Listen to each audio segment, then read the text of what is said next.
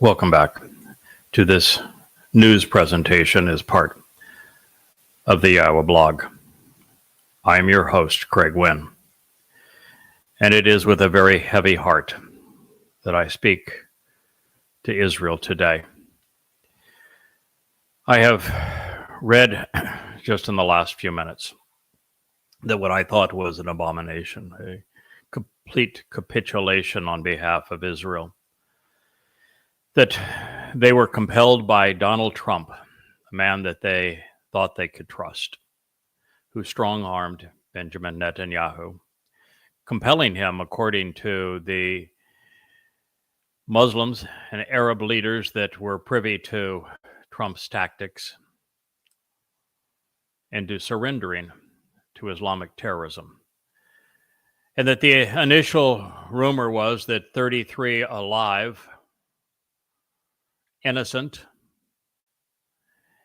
Israeli civilians who were mercilessly kidnapped by Islamic jihadists on 10/7/23 were going to be traded for 1,248 convicted Islamic terrorists, which is the only reason they kidnapped them in the first place. Which means that with that kind of capitulation, Israel was compelled into rewarding the Islamic terrorists for the crime that they committed, which is why Muslims were celebrating everywhere. But it isn't even that favorable. 23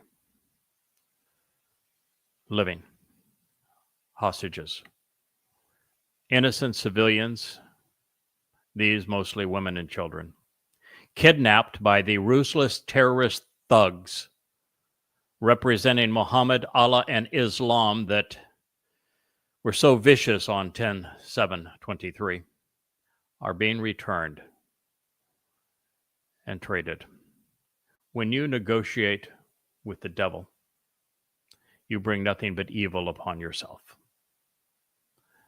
There is nothing to be gained and everything to be lost. This was a complete capitulation, Israel. You committed suicide. And yet, Trump announced that the hostages were coming home. Oh, great celebration. Bull. I predicted that Trump would do this to Israel, that because they trusted a narcissist who has only one goal in life, and that is his own self-aggrandizement, that he would sell Israel out. And ultimately, this was only the first of many phases, because the next phase is he's going to force Israel to forfeit its very heart by accepting a terrorist state carved out of its midst, because he wants to earn a Nobel Peace Prize for normalizing relations with Saudi Arabia, and that's what they want.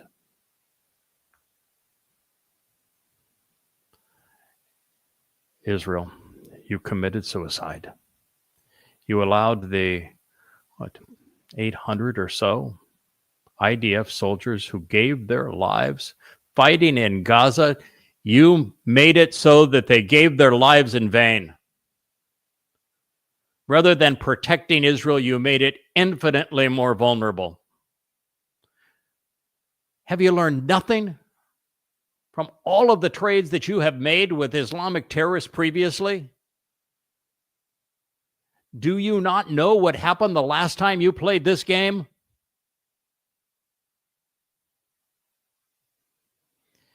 Oh, what's really sad is that I predicted that this would occur. And I predicted it on the morning of 10/7. I knew how Israel would respond, and I knew what the result would be. And so what I'm sharing with you now, and this is part 2 of my open letter to Israel. It's called At War with Religion. It was published in the opening volume of Goddamn Religion. That is here. The opening volume is called Snake. This happens to be volume 2. There are 5 of these volumes 4,200 pages of documentation, all from the oldest and most credible Islamic sources that expose and condemn the Islamic religion and explain exactly why they cut through the fence into Israel, while they celebrated what they were going to do, why they raped little girls and women, and then desecrated them by mutilating their breasts and genitals. And then while they were still living, they tortured them and burned them alive. They did the same thing to little children. They made their parents watch as they tortured children. They were savages. And the savagery, the butchery that occurred on 10/7 was to such an extent, it was only possible as an expression of a religion. Where in Islam, these boys and men were fooled by a false prophet and a false God into believing that if they go off and kill Jews, rape Jews, mutilate Jews, kidnap Jews, that they, for this disgusting behavior, would be rewarded with a place in Allah's brothel where they will have an unending supply of virgins. And anyone stupid enough to believe there is such a God doesn't deserve the breath that they breathe. And yet, Israel, you just capitulated to them. You just rewarded them for their carnage. I know you were forced into it by Donald Trump, who blackmailed you, and now will be taking credit that he's the great savior, the great redeemer of Israel, the man who released the hostages. Reprehensible Israel. I'm very sad for God's people.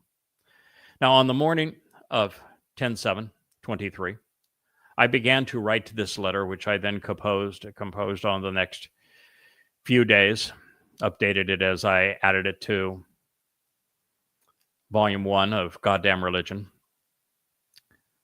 And it's available to read at goddamnreligion.org. You can read the entire letter. You can go to yadayah.com and you can read this entire open letter as well. But I'm also bringing it to you as part of this broadcast. This is the second part. We were in the midst of reading what the third surah says about these kinds of events, so that you might have a better understanding of what Islam and Allah are all about. Now, with Yahowah, his Nabi prophets, they foretell and explain the future. With Allahi, who is misconstrued as Allah, they destroy it. That's what Islam is best at: destruction and death, although it's very good at deceit and damnation. With Yahowah, his Nabi prophets excoriate the religious, while Allah loves the religious because they are his slaves and they do his bidding, although his bidding is horrendous. Quran 3:146. And many a prophet fought in Allah's cause, and along with him large bands of religious leaders, but they never lost heart, because they did not become weak on account of what befell them in the way of Allahi. They were never weakened or disgraced, and they never gave in. Allah, who loves the steadfast. He's bragging about killers. 3:147. And there were no words except they said, Rabbi, which is the rabbis and Yathrib, when they sold Muhammad, stories from their Talmud convinced the nincompoop Muhammad that Rabbi was the word for Lord, when that is just not true. But nonetheless, they believe it in Islam. Rabbi, forgive our sins and excuses in our affairs and make our feet firm, giving us victory over people who do not believe. He's calling them to war against all humankind. Jewish rabbis left an indelible mark on Islam. Well, they sold Muhammad the Talmud stories that he bastardized to create the majority of his Quran. But also, Allah's title is Rabbi, my Lord. And the religious leaders are rabbi. There is to be no excuse for Islam for fighting. So in Islam, if you are not fighting, you do not have an alibi, not from Allah. So Muslims will fight to the death or to victory. And they are told to never give up, never retreat. So they will die because they obey the vicious voice of the Quran. 3:149 and 150. O you who believe, if you obey, those who disbelieve will retreat, and they will not, and you will not retreat as losers. This is a call to arms. This is promising Muslims that they fight to the death, that the whole world will capitulate to them.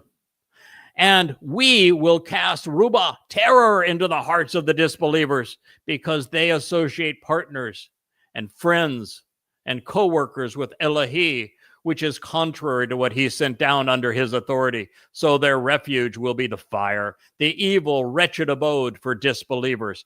Did you hear that, Israel? The Islamic God, Allah, said he will cast terror into the hearts of all who disbelieve in Islam. Allah is admitting that he himself is a terrorist. You can't fix that.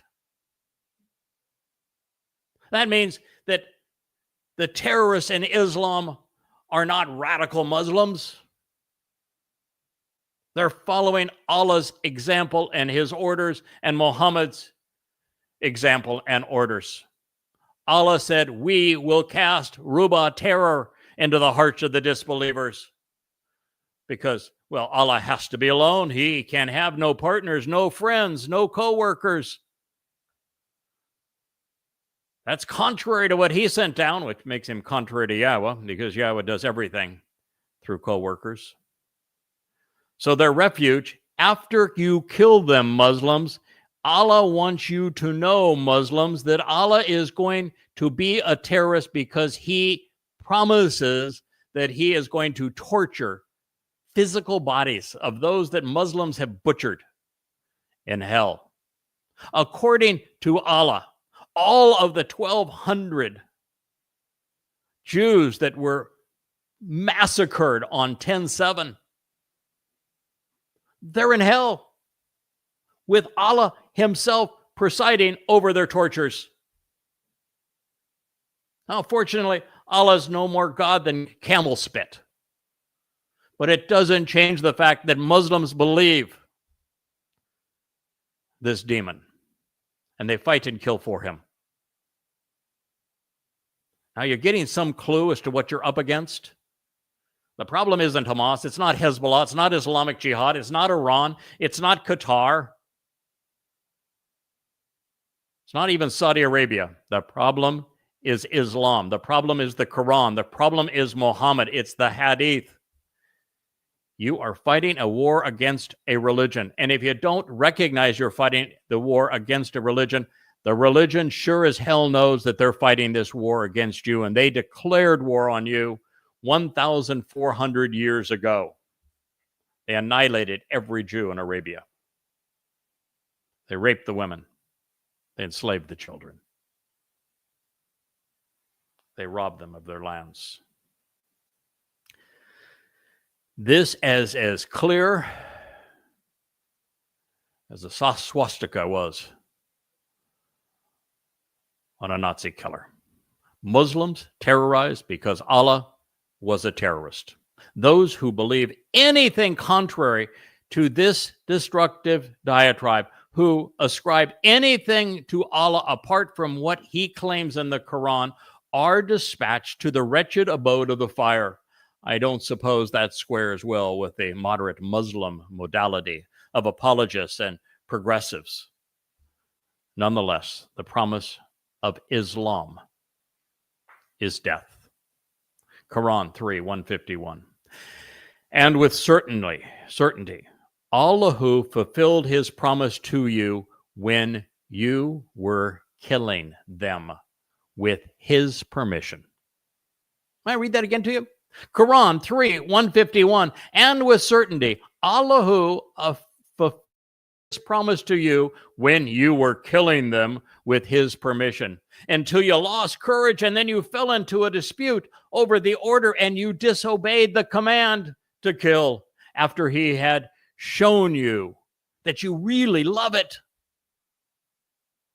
Among you are those who desire the world, and among you are those who desire the hereafter. So then he diverted you from them so that he may test you, and surely he forgives you. And Allah, who? The bounty possessor for believers. I know that's gobbledygook. Allah tossed word saddles throughout the Quran. You know, he was no more intelligent than his illiterate non-prophet. But what he's saying here is that Muslims turned tail, that they were ordered to be killers, and that when they were killers, Allah allowed them to massacre non-Muslims with his permission. Then they lost courage. They got in a little dispute. What dispute was? They recognized Muhammad was lying through his teeth, and Muhammad was nothing but a coward. They recognized Muhammad was a pedophile and a rapist, and they don't really make good prophets. And so they recognized also that they were killing their own family members. They didn't like it very much. So Allah is scolding them and telling those who lost their courage to fight and who decided that, maybe we don't want to kill our moms and our dads and our sons and our brothers, that those who lost their desire to engage in jihad and Allah's cause, which is killing for him, that they are those who desire the world, and they're going to be tortured. And it's only those who buy into the stupidity that rapists and mass murderers go to heaven. Those are the only ones that Allah is going to forgive. Allah who has great bounty for the believers, says the snake in the desert. Well, this is reminiscent of October 7th and the aftermath in Gaza. Muslims were keen on killing Jews, even celebrated their dismemberment and death. But they weren't as excited by the prospect of being held accountable and quickly played, I'm a victim. Second only to the Lord himself, who is Satan, Satan, the adversary, plays the most invasive and compelling role in the Quran. And that is because Satan is the side of Allah that the Lord of delusions wants to both deploy and deny. That is why this slip-up is quickly forgiven. Quran 3, 155 and 156. Lo, verily, those who retreated among you that day met the two forces, and Shaitan, the adversary, Satan, made them slip up from what they had earned. So surely Allah who forgave them. Yeah, there you go. And you join forces with Satan. Well, that's forgivable in Islam. No problem. Quran 3, 156. O you who believe, be not like those who disbelieve, the infidels, the hypocrites, who say to their brethren when they travel in the earth or go out to fight, if they had stayed with us, they would not have died or be killed. So Allah who makes his cause a regret in their hearts. It is Allah who gives life and causes death. He is the all-seer of what you do. The infidels he's talking about here, they're not the enemies of Islam. They were Muslims, but they were peaceful Muslims who did not want to fight and kill. And so from Allah's perspective, any Muslim who isn't a jihadist becomes a hypocrite. He is the worst form of infidel. And Allah tells the good Muslims to kill them so he can attend to their tortures in hell. Quran 3, 157. If you are killed or die in the way of Allah, forgiveness and mercy from Allah are far better than what they amass. And if you die and are killed, verily unto Allah you will be gathered. That's true, but not in the way they think it to be so. I have said thousands of times, Islam is a death cult. That's what Allah just said. It is Allah who gives you life and causes your death. And if you are killed or die in the way of Allah, oh, mercy and forgiveness, death is the thing to be celebrated. They're far better to die killing for Allah than it is to live and be successful. Whether you die or are killed, verily unto you, you will be gathered unto Allah. Die, Muslim, die. It is the duty of Allah's slaves. But before you go, be sure to steal something. Quran 3:161. It is not for any prophet to embezzle a part of the gul, the booty, illegally withholding the spoils of war. And whoever deceives his companions as regards to the booty, he shall bring it forth on the day of resurrection, that which he took illegally. Then every person shall be paid in full for what he has earned, and they shall not be dealt with unjustly. He just said, you go off and embezzle. You take the booty. But if you take the booty, you got to share it with Allah.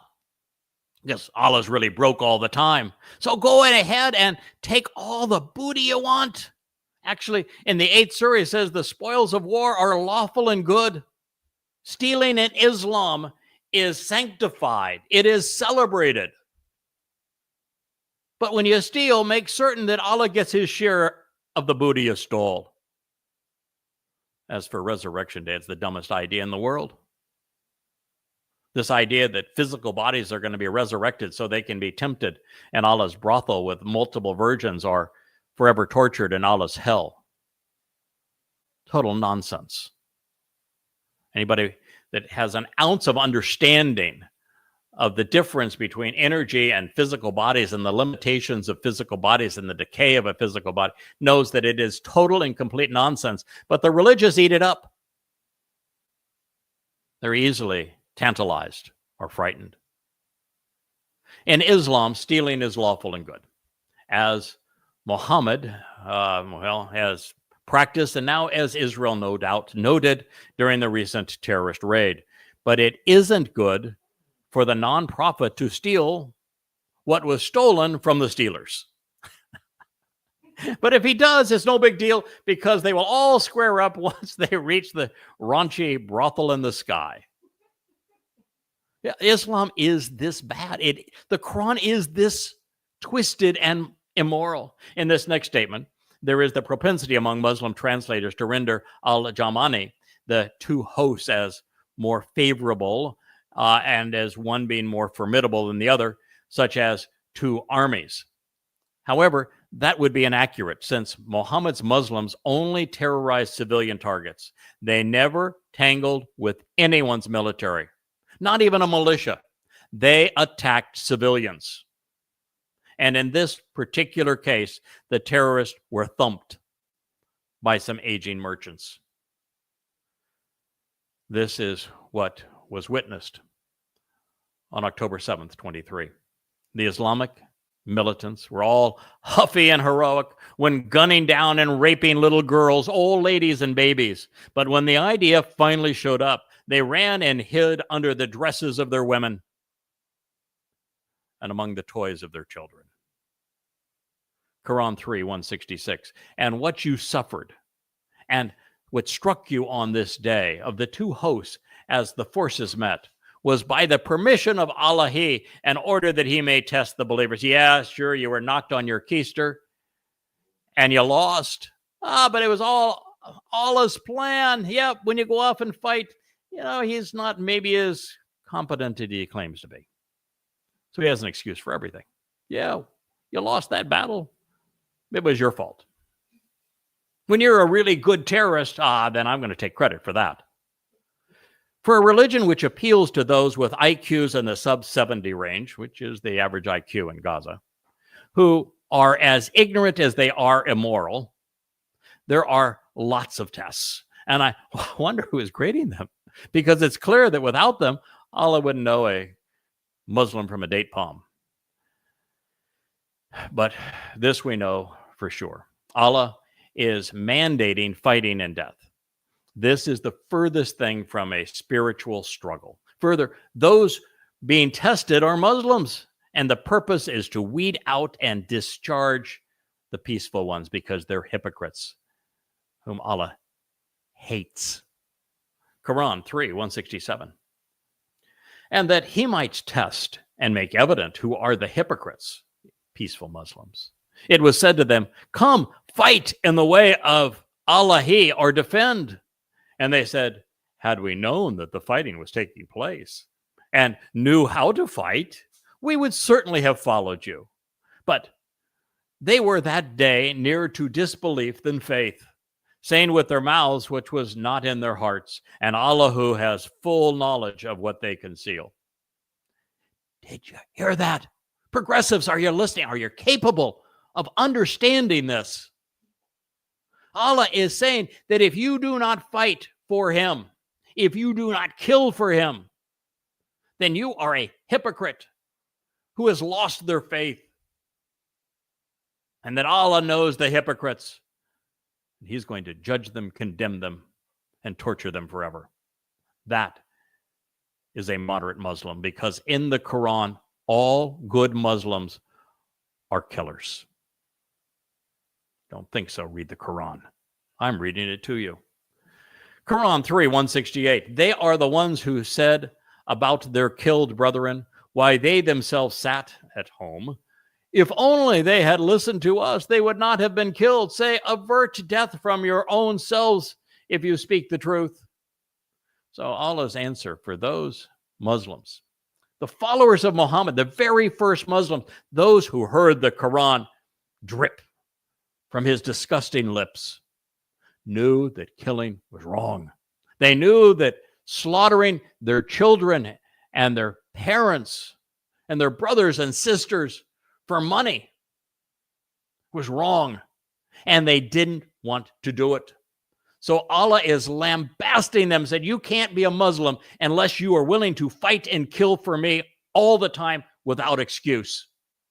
And just because some people didn't die that day and those who fought for me did die, don't you cop an attitude and pretend like those who didn't die because they didn't go off killing for me are somehow better. That's the mentality of Allah. He's the merchant of death. Quran 3:168. They are the ones who said about their killed brethren while they sat at home, if only they had listened to us, they would not have died. But Allah said, yeah, see if you can avert death. You speak the truth. 3:169. Think not of those who were killed in the way of Allah as dead. And hey, they're alive with their Rabbi Lord, and they have provision. This God was so demonic, so sinister. He told Muslims, and they actually believe him, that if they die in Allah's cause, they're not dead. They can go kill, butcher, mutilate, steal, torture in Allah's cause, and Allah will reward them with a wonderful provision. That's how sadistic this book is, how demonic this God is. That's what it says. Don't pretend otherwise. Those are killed in the way of Allah, fighting for Allah. Though they're alive with their Rabbani, their Lord, and they have provision. 3:170. Rejoicing in what Allah who has bestowed upon them of his bounty. They receive good tidings about those who have not yet joined them, but are left behind, not yet martyred, that on them there shall come no grief nor fear. It's a declaration of war on all humankind. Allah is telling Muslims that the only way out of this world alive is to die. And you must die killing others for him. The only reward in Islam is to die as a murderer. That is the message of the Quran. And don't deny it. Muslims know it. And if you don't know your enemy, Israel, you'll continue to lash out at symptoms. What I predicted, Israel, that you would invade Gaza and that you would lash out and kill thousands of Islamic militants, as this notion that you were obliterating Hamas. And what I told you months before you invaded, on 10/7 and 10/8 of 23, is that for every Islamic terrorist that you kill, you will manufacture at least 2 more. And now the news out of Gaza is that there are more Hamas militants there now than there were on 10/7. Israel has killed 20,000, and there are some 40 to 60,000. Perhaps a whole lot more. This is what happens when you don't know your enemy. When you lash out at symptoms and you think that you can eradicate Hamas. It's impossible. You could kill everyone in Gaza and you still wouldn't kill the ideology that sought your annihilation. Hamas is but a symptom. Quran 3:170. Rejoicing in Allah who has bestowed upon them his bounty. Rejoicing as murderers. And they receive good tidings about those who have not yet joined them, but are left behind, not yet martyred, that they shall have no fear. They shall come and they shall not grieve. Acts that would send souls to hell in any sane religion send the murderers and the rapists and the thieves, the torturers and the terrorists to heaven. Islam is incompatible with human decency. There are 2 reasons why Muslims are continually commanded to fight in Allah's cause. First, as Satan, Allah is as competent as your average reptile. He needs Muslims to kill for him since he can't do it himself. And second, Satan created Islam to dispense with humanity, to subjugate and kill everyone. You see, Satan must kill all who do not surrender and submit to him for him to prevail. Because Allah is Satan. And if he does not kill every Jew, if he does not cause the world to surrender and capitulate to him, then when Yahweh returns with the Messiah Dod on October 2nd, the day of reconciliation, Yom Kippurim, in 2033, or 6,000 Yah, and it's all over for Satan. He's dispatched to hell. This is his end game. Islam is his principal tool. If Muslims were to prevail and kill all non-Muslims on the planet, disposing of some, 6 billion souls, the following day they would start killing one another until there were none. But not to worry. According to the ungod who isn't able to kill without the help of jihadists, he has promised to bring them back to life. However, since killing is easy and reviving is difficult, it would be unwise to count on this reversal of fortune. When religions tell the faithful to suffer and die in this life for reward in the next, believers are being defrauded on both accounts.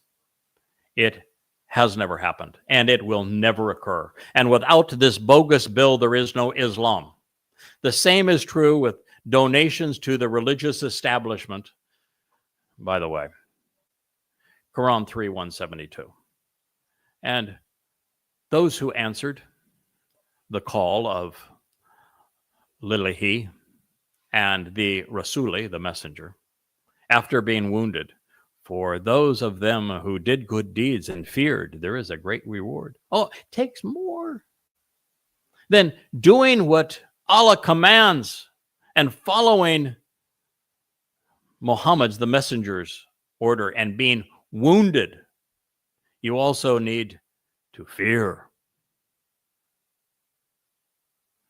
But didn't he just say there's no fear on those who are really good killers? Maybe he had a lapse in judgment. He wasn't writing any of this down, and sometimes it's really hard to remember. Snakes have really puny little brains. Sometimes they say a short pencil is better than a long memory. Well, Allah didn't have one. But those who said to them, the people, verily, the people certainly gathered against you, so fear them. But it increased them, in them, faith, and they said, Allahu sufficient for us, and he is the best disposer of affairs, including all lives. wealth, prosperity, freedom. He's really good at getting rid of stuff. Now, this is typical of the Quran. Neither of the belligerents have been named. The place, time, and circumstances associated with this call to arms and to one's death were not disclosed. And this is because Allahu isn't a fan of context or chronology, much less literacy, intelligible communications. They weren't his strong suit either. And by the way, I have rendered these statements from the Quran word-by-word translation, which is the most respected, the most literal, the most accurate in the world today. Returning to the most important character in the Quran after the Rabbi and the Rasul, we re-encounter Al-Shaitan, Satan. Yep.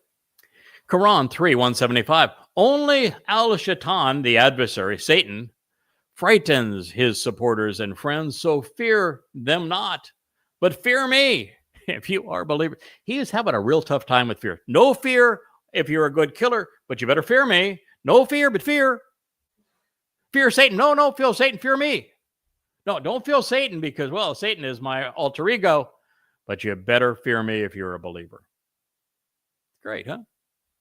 A fearsome God that champions killing for him, who rewards killers, who punishes the peaceful.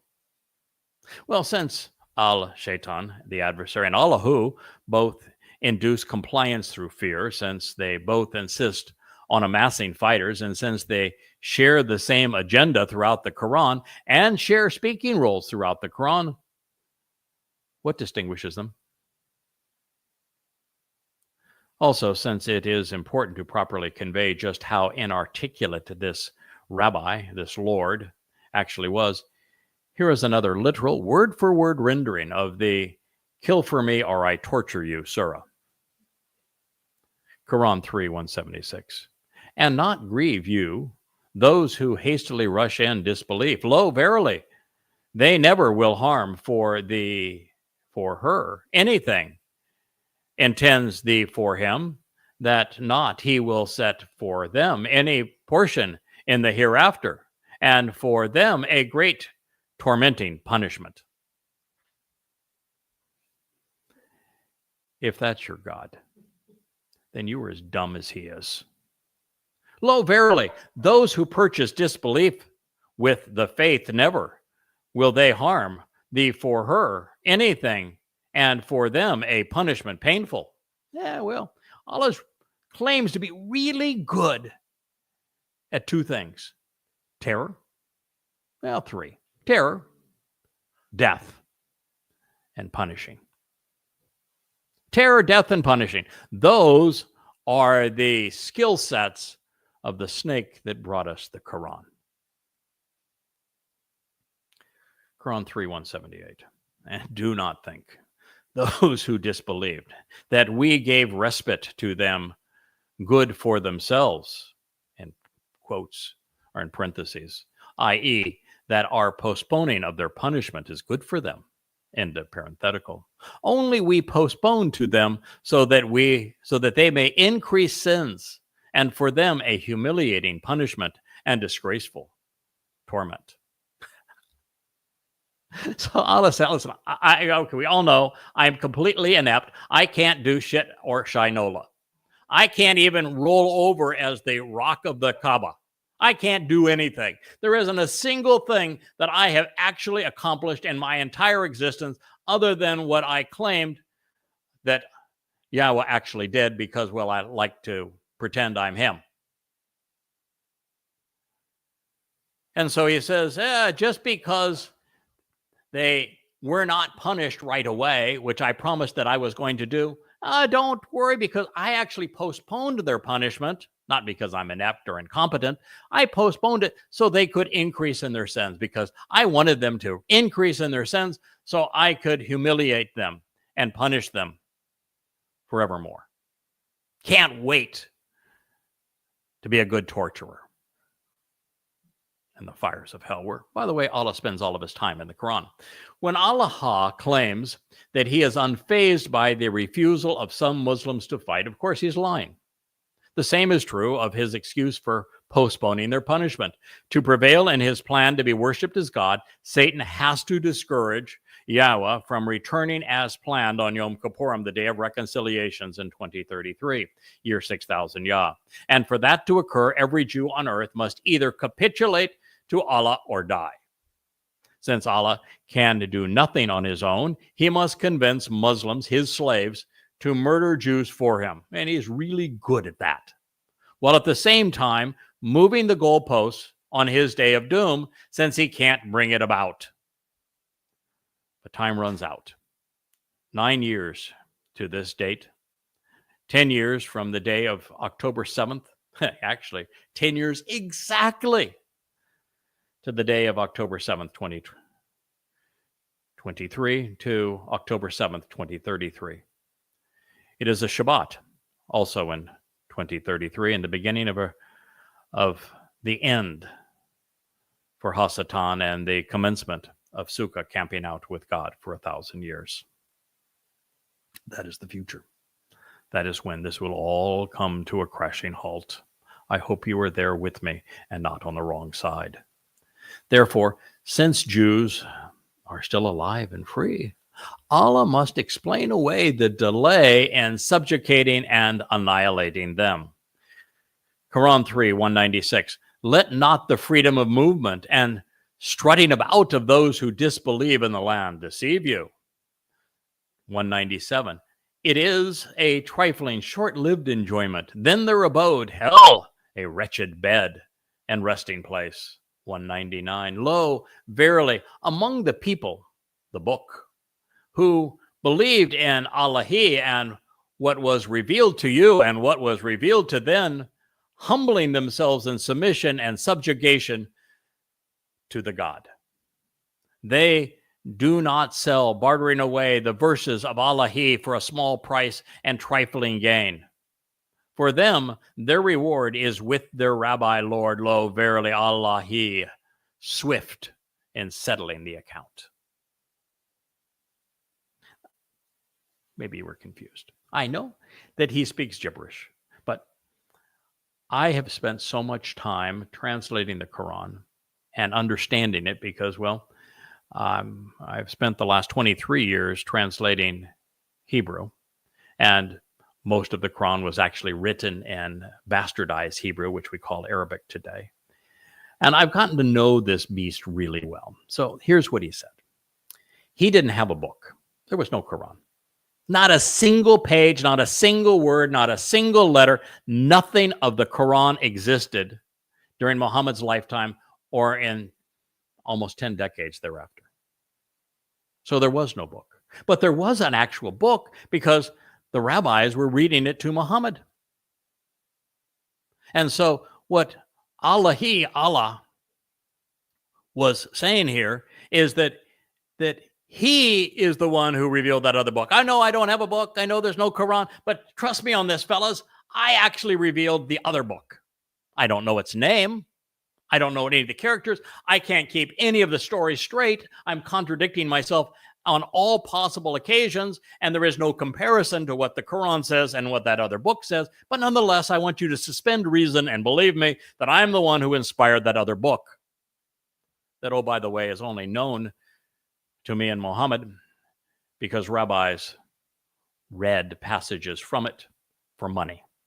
And that's what Allah here is all upset about.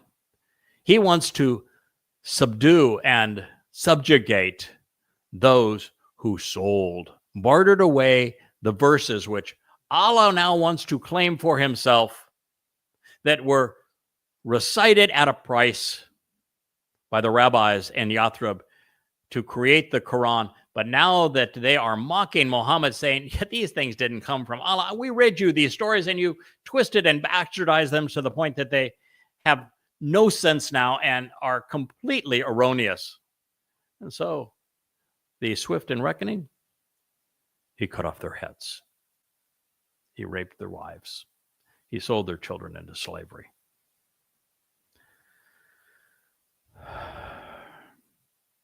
even after having scored a sadistic victory over Jews, even after turning the world against God's people, even in the light of his plans to orchestrate a terrorist attack 100 times more devastating against Israel than what happened on 10/7, Satan is running out of time.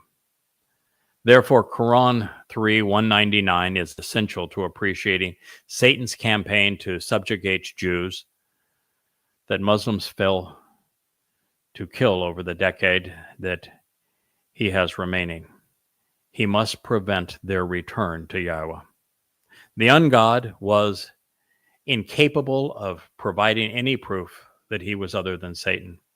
So he had his non-prophet purchase religious citations from the rabbis in Petra and in Yathrib. Then the rabbi of regurgitation claimed that he had been the God who initially revealed them.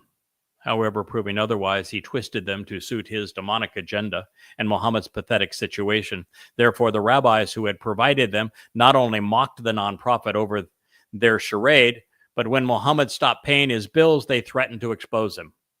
To preclude that from occurring, the impoverished, illiterate, and immoral non-prophet, with his ungod's blessing, decided to kill them. But now we're getting slightly ahead of our story. We rejoin the 33rd Surah, Al-Ahzab, the clans, revealed in 628 CE in the Central Arabian Desert. It extols the merits of fighting one's neighbors should they disavow Islamic terrorism. It lambasts peaceful Muslims and demonstrates Allah's disgust for these hypocrites. It says that by renouncing violent Islam, moderate Muslims are hell-bound. As Allah's slaves, they are not allowed to renege on their oath to wage war against all mankind.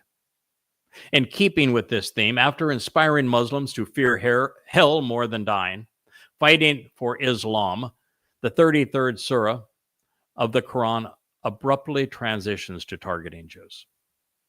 Allah supports and rewards stealing Jewish homes, property, women, children, while snuffing out their lives, just as happened on 10/7/23. Evidently dead men tell no tales, but these do. I would not allow their voices to remain silent. That is why I wrote the 5 volumes of Goddamn Religion. I will not allow the Jews who were murdered by the first Muslims to remain silent.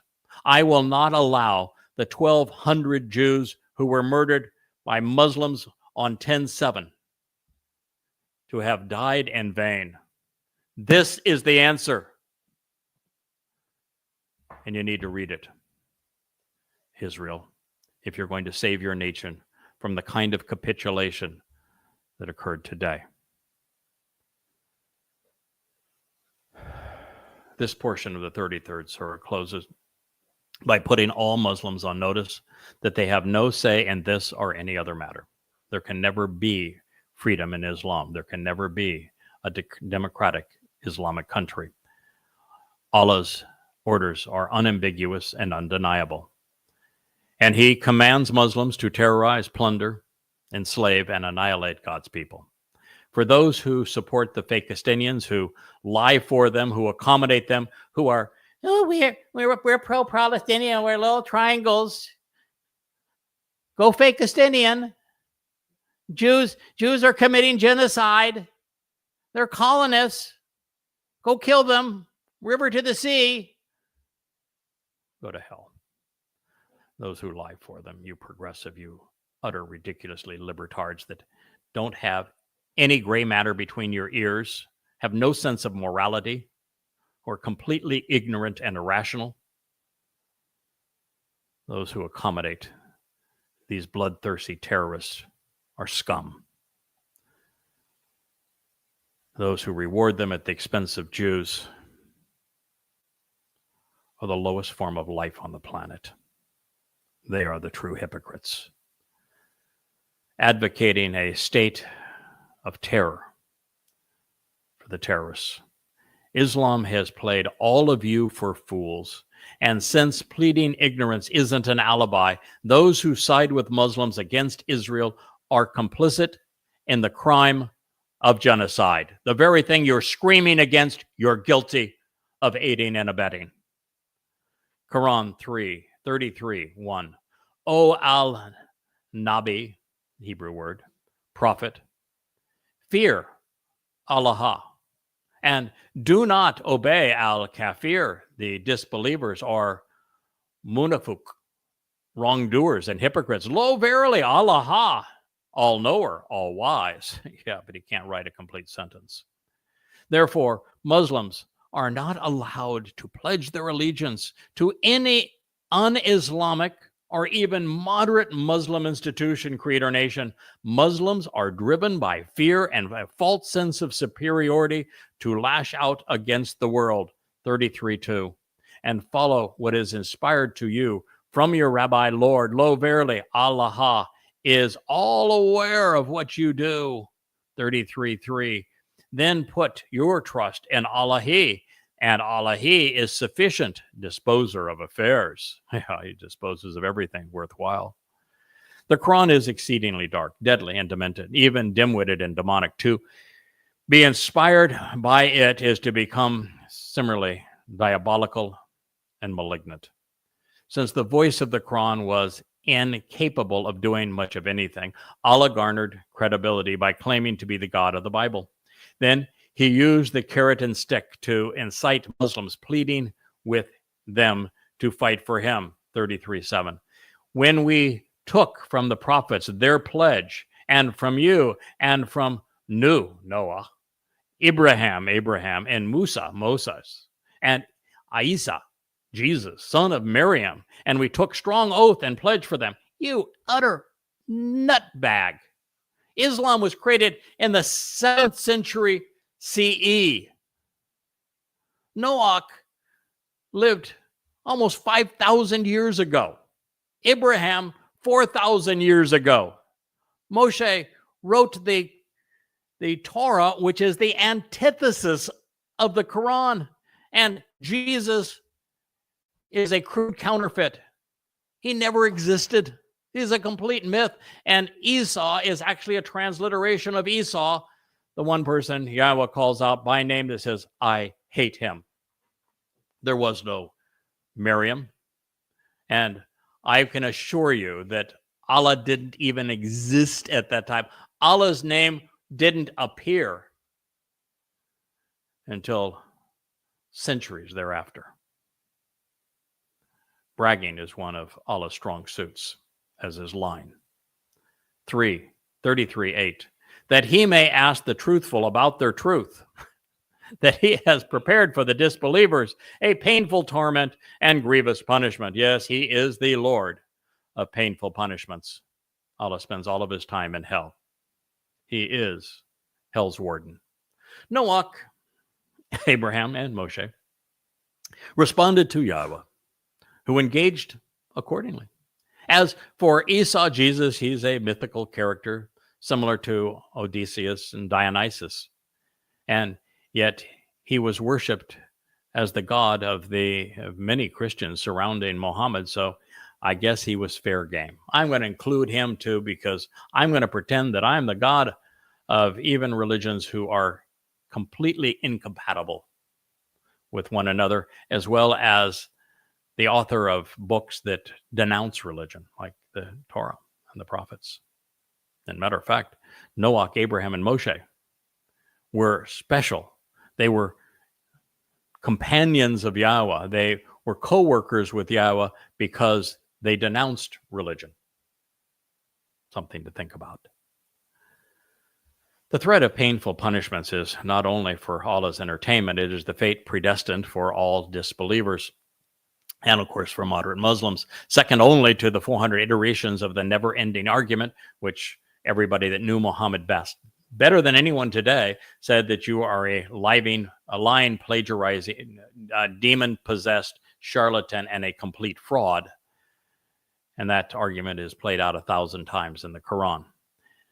So all for them and for everyone else, those who knew Muhammad better than anyone today, pain and punishment is the Quran's most foreboding theme. Moving deeper into the surah, and the approaching forces were lightly armed members of Muhammad's extended family and former friends who had grown weary of the nonprofit terrorizing them. They had come to hold the first Muslims accountable for armed robbery, kidnapping, and murder. However, as this narrative indicates, during their only defensive battle, this is the only defensive battle of the 75 raids that Muhammad engaged in. He was the aggressor, attacking civilians for money and for slaves and for women to rape and for their means of productivity, their curds and whatever else they owned, on all but one occasion. On the one occasion that he fought a defensive battle, well, he got creamed.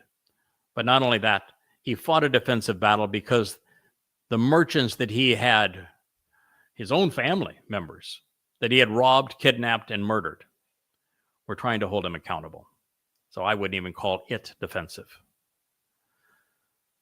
Muhammad's Muslims were terrified. So Allah allegedly performed his one and only miracle. He blew some hot air that caused some sand to fly around in the desert. Can you imagine that?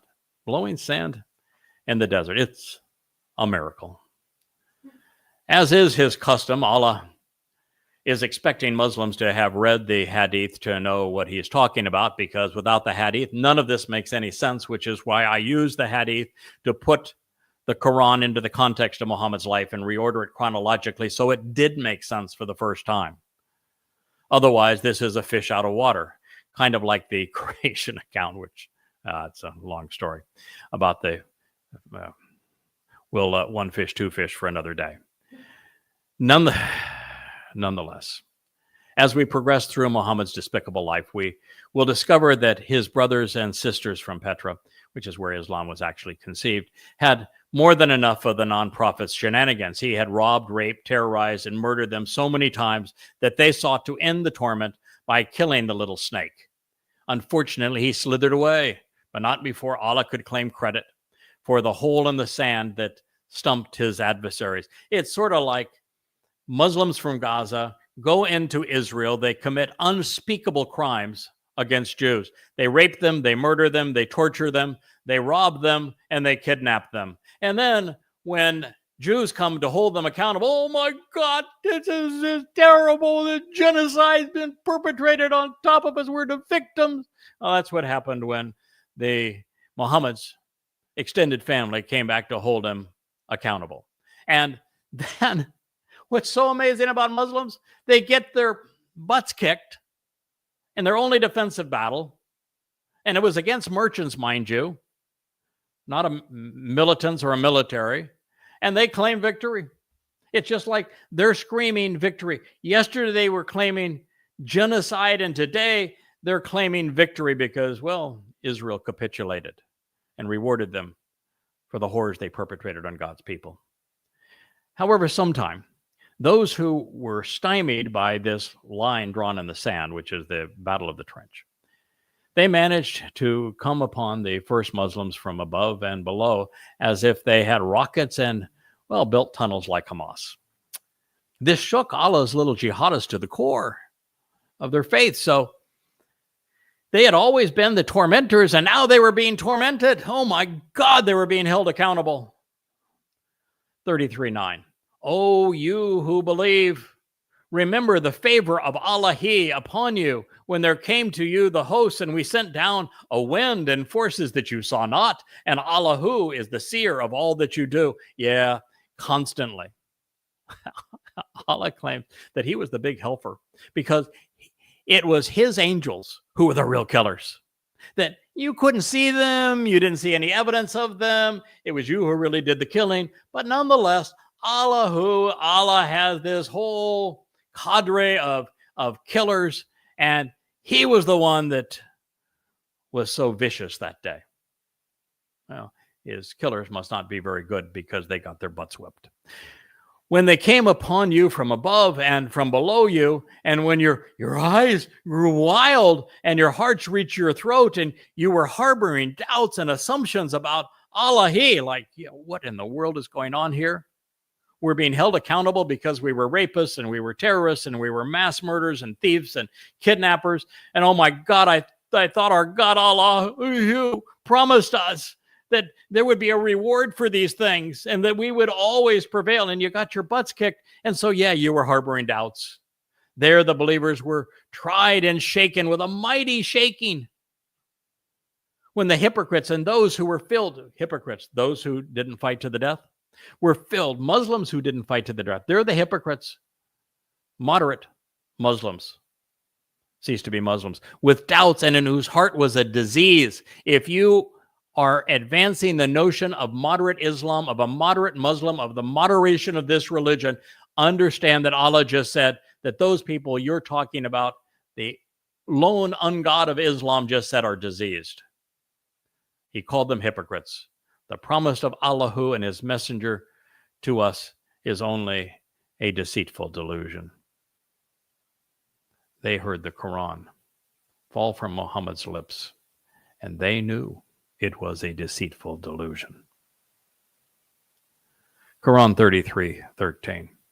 And when a party of them said, "O people of Yathrib, no stand for you, so turn back," a group of them sought permission from the prophet, saying, "Lo, our homes are exposed." When they were not exposed, they wished but to flee. This is Allah's Monday morning quarterbacking, if you will. Yeah, okay, you got whooped. It was a really bad scene. It looked like all was lost. But nah, they weren't really exposed. They weren't really here. It was all the fault of you moderate Muslims who wouldn't fight to the death.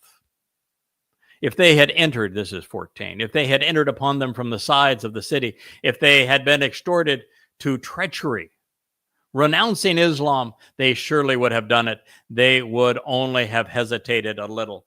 He's speaking of the folks in Yathrib who were hoodwinked into Islam by Muhammad's lies, and when they confronted reality, and they were paying the price for the torment that they had imposed on others, that they had renounced Islam. Those who actually experienced the reality of Islam in its inception and knew how disgusting it was, renounced the religion. Therefore, a Muslim is considered a diseased hypocrite if they question the Quran, if they cease to obey Muhammad, or they flee from fighting. A peaceful Muslim who refuses to kill for Allah is deemed to have renounced Islam and is seen as a traitor to the faith. That is what the 33rd surah just revealed. Can you deal with the truth? Why do you have to plead ignorance or lie on behalf of this religion for you to tolerate it? The sworn oath being referenced throughout this is the Pledge of Aqaba. The Pledge of Aqaba was a vow to wage war on all mankind. Pure and simple, that's it. The Pledge of Aqaba is 20 pagans after Muhammad fled Kabaville in shame, pledged to wage war on behalf of Muhammad against all mankind. It is year one now of the Islamic era. Those first 12 years of total failure in Kabaville are all forgotten. The Islamic era begins with the Pledge of Aqaba, which is a pledge to wage war against all humankind. It makes Islam a death cult. It occurred in Yathrib 6 years prior to the recital of this surah. And certainly they had already made a sworn oath to Allah. 20 of them did. And that they would not turn their backs to the foe. And is an oath to Allah to be questioned? Say, never will fleeing benefit you if you flee from death or slaughter. And then you will not be allowed to enjoy but a little. In Islam, if you flee from killing, if you flee from death or the slaughter of others, then Allah is onto you, like ugly on a monkey. His goal is for you to die so he can torture you. All Muslims have to fight to the death. They have to fight all the time. They can never turn their backs. But why do they hightail it back to Gaza, I wonder? Yeah. Good question, huh? This pertained to the only defensive battle ever fought by Muhammad Muslims. They were terrorists, not the terrorized. And even then, the armed civilians from Petra, Muhammad's hometown, were there to stop Muhammad from plundering them. That was the only reason they were there. The non-prophets, Ken, were actually there to defend themselves from Islam. But it did not go well. Muhammad retreated and he ran like a startled snake for cover. His followers did the same. And in the end, the clans from Petra thought that they had killed their tormentor and that they then all returned home. But that's not the story the pen wanted to write 14 billion years ago, because according to Allah, the pen wrote the Quran 14 billion years ago before even creation. That's another story, but we'll leave that nonsense for another day, particularly since there was no Quran on this day. There is more to Islam and to being a Muslim than vowing that the snake who slithered out of the garden and into the desert is God, and that the psychopath who had become a sexual pervert and mass murdering terrorist was his messenger. To be a Muslim, to be a slave to Allah, to prostrate oneself to him, to worship Satan as if he were God. The Muslim has to follow Muhammad's orders, and they have to capitulate to everything that is known about Muhammad as conveyed in the Sunnah, comprised of hadith. And Muhammad was a pedophile and a rapist. He was a mass murdering terrorist. He was a sadistic man who tortured his foes. He was an assassin. He was an avowed liar. He was as despicable a human who has ever lived. That's according to the oldest Islamic sources. As a result, Muslims act like savages who terrorized and tortured, gang raped, and sadistically mutilated, kidnapped, and murdered Jewish men, women, and children. On October 7th, 2023, they followed Muhammad's example. Muslims cannot wince at death or recoil at slaughter. Terror is part and parcel of their religion. Allah says so. 33:17. Say, who is it that can protect you from Allah if he intends to harm you, or if he intends a mercy on you? And they will not find besides Allah for themselves any protector or supporter or helper. Well, it's nonsense. I'm happy to do so. Allah is no match for me or for anyone who serves alongside Yahweh. If you take the time to read the books at YAHOWAH.com, you will be protected too. Quran 33:18. Lo, verily, Allah who knows those among you who hinder to keep from fighting in Allah's cause, and who say to their brethren, come here toward us, while they do not show up for battle, except for few. Fight as a Muslim in Allah's cause and die, or you cease to be a Muslim. It should now be obvious that all good Muslims are bad people because they fight in Allah's cause. So let it be known that Allah disdains moderate Muslims who are timid belligerents. Muslims either fight to the death, killing for Allah, or their lives are negated by Allah. And this is because Allah is, of course, inept, and he is no less irritating but more menacing than a mosquito. If he cannot beguile a Muslim into murdering for him, nothing happens. I've had thousands of death threats, and I keep on telling the Muslims the same thing. If your God is so Akbar, great. Send him after me. Surely he knows that I've written 5 volumes announcing everything he said, proving that he is not a God. If he's so powerful, he's got to know where I am, and he certainly can do me in, right? Nah. I said, don't simply prove that I'm right and that Islam is a vicious terrorist manifesto. by doing what Allah cannot.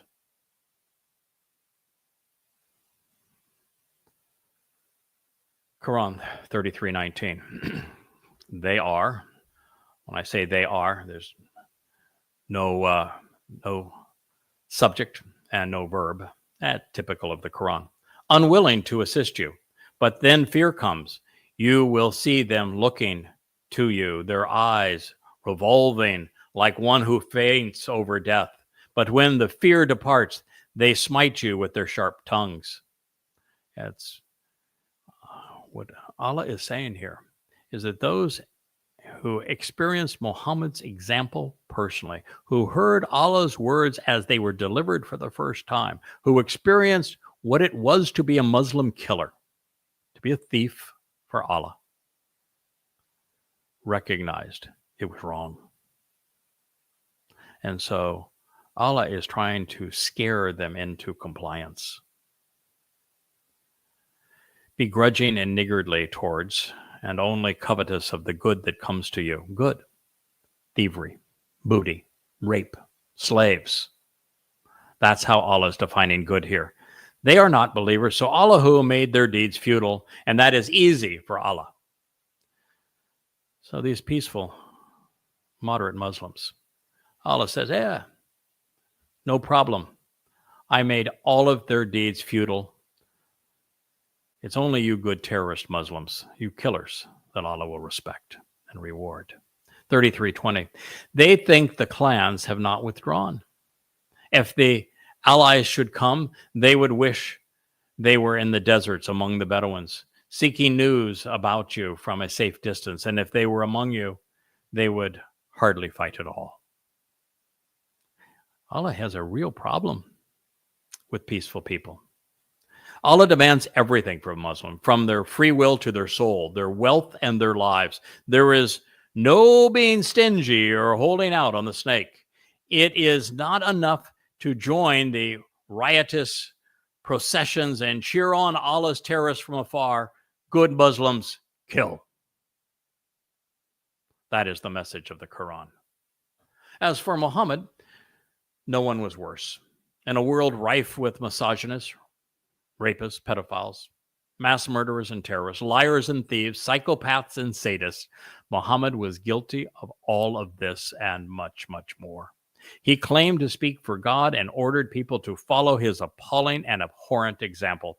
33:21. Lo, verily, you have a noble paradigm and a good example for everyone to follow in the messenger of Allah, for him who hopes in Allah and the last day and who remembers Allah much. This noble paradigm was 66 years old. If he was in fact born when the Quran claims in the year of the elephant, when he first had sex with a 6-year-old girl, the daughter of his best friend. He had sex with his adoptive son's wife. He stole her from him. That's incest. Every time that Muhammad's men terrorized a Jewish community, Muhammad had first dibs on who to rape, and he raped them routinely. He treated women worse than dirt and told Muslims it's okay to beat them. He's the one that ordered that they walk around in tents and burqas, depriving them of freedom. He is the one whose Quran says that a woman is essentially worthless when compared to a man. He's the one who told his own family and extended kin that he was going to slaughter them. He's the one who did that at the Battle of Badr when he announced that stealing was lawful and good. He's the one that perpetrated genocide against the Jewish communities in Arabia. This is the example of a terrorist, of a mass murderer, of a sexual pervert that Allah says is a noble paradigm and a good example for everyone to follow. The messenger. If you want to know why Muslims behaved as they did on 10/7/23, is because they were following the example of Muhammad. That's why they were rapists. That's why they tortured little children. That's why they committed acts of mass murder. That's why they mutilated their victims. That's why they set them on fire. That's why they kidnapped Jews and committed grotesque acts of mass murder. They were following in Muhammad's example, and Allah says that is the example that you must follow. Quran 33:22. And when the believers saw the Confederates, as is the Confederates is a term that is used to describe Muhammad's family. That was the family of those who had gone to Yathrib with him. They were their brothers and sisters, their sons and daughters, their mothers and fathers. And when the believers saw the Confederates, they said, this is not what Allah promised us and his messenger. And Allah and his messenger spoke the truth. And it did not increase them except in faith and submission. Islam means submission. And in Islam, you are ordered to kill your own family. The Allied clans, as I said, were nothing but a collection of those who grew up around the Kaaba. Some may have been Christians, some monotheistic Arab converts to Judaism, and pagan Arabs from Muhammad's hometown. As his former neighbors and extended family, they were the first to hear the Quran, and they knew Muhammad better than anyone today. And yet 99.9% of the earliest witnesses to Islam not only rejected Muhammad and his Quran, they correctly assessed that Muhammad was demon-possessed, which Muhammad later admitted, that he was a fraud, forging the Quran by incorporating the stories of other people, all of which, the admission of this permeates the Quran, and it is undeniable and true. On this day, they had come to stop Muhammad from robbing, kidnapping, and killing them during his raids, and there was no army, just frustrated civilians who were finally standing up against Islam's propensity to terrorize them. They had tried appeasements, and those appeasements had failed. So that you are up to speed on the terminology, Allahu, Allahi, and Allaha mean thee for him, thee to him, and thee for her, but represent Allah. The last day and the day of doom when disbelievers are, this is the day that disbelievers are supposed to be bodily resurrected and then tortured by the Islamic despot posing as God. The messenger was Muhammad, and he was a good example for those who prefer role models who are psychopaths and narcissists, rapists and pedophiles, misogynists and slave traders, thieves and sadists. Submission is Islam. The promise was to wage war against all mankind. All right, now that you know the terms, Quran 33:23. Among the believers are men who have been true to what they promised Allah, and among them is he who has fulfilled his vow. Among them is he who awaits, and they will not alter any alteration. 24. That Allah may reward the truthful for their truth and punish the hypocrites, disbelievers, and wrongdoers, if he wants, or in turn in mercy to them. Lo, verily, Allah is oft forgiving, Rahman, merciful. Yeah, merciful mass murderer, a merciful sadist that spends all of his time eternally torturing those who do not surrender to him.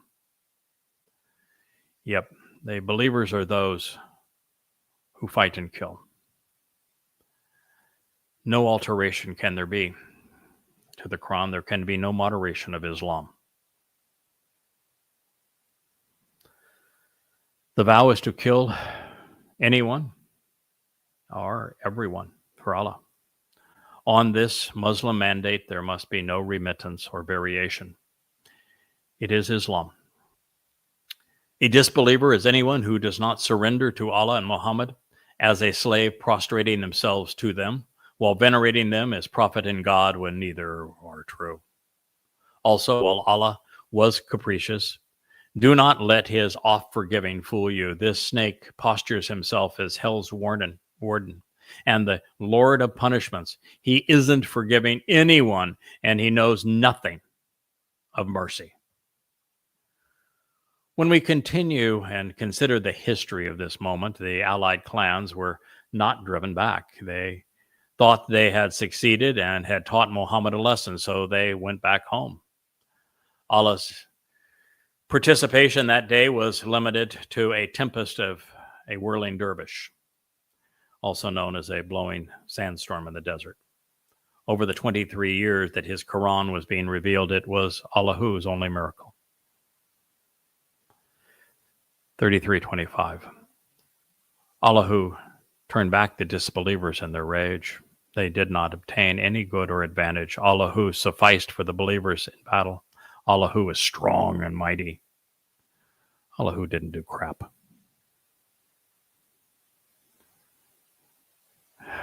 Those from Babel who had come to put an end to being terrorized by Muslims simply left, just like Israel is going to do from Gaza. They did not obtain any good because they didn't put this lying piece of shit out of his misery. Allahu didn't suffice. The tormentors were nothing but overweight merchants, and they simply went back home. That is to say, they failed to recapture what these Muslims had stolen from them, and then they disengaged before the job was done.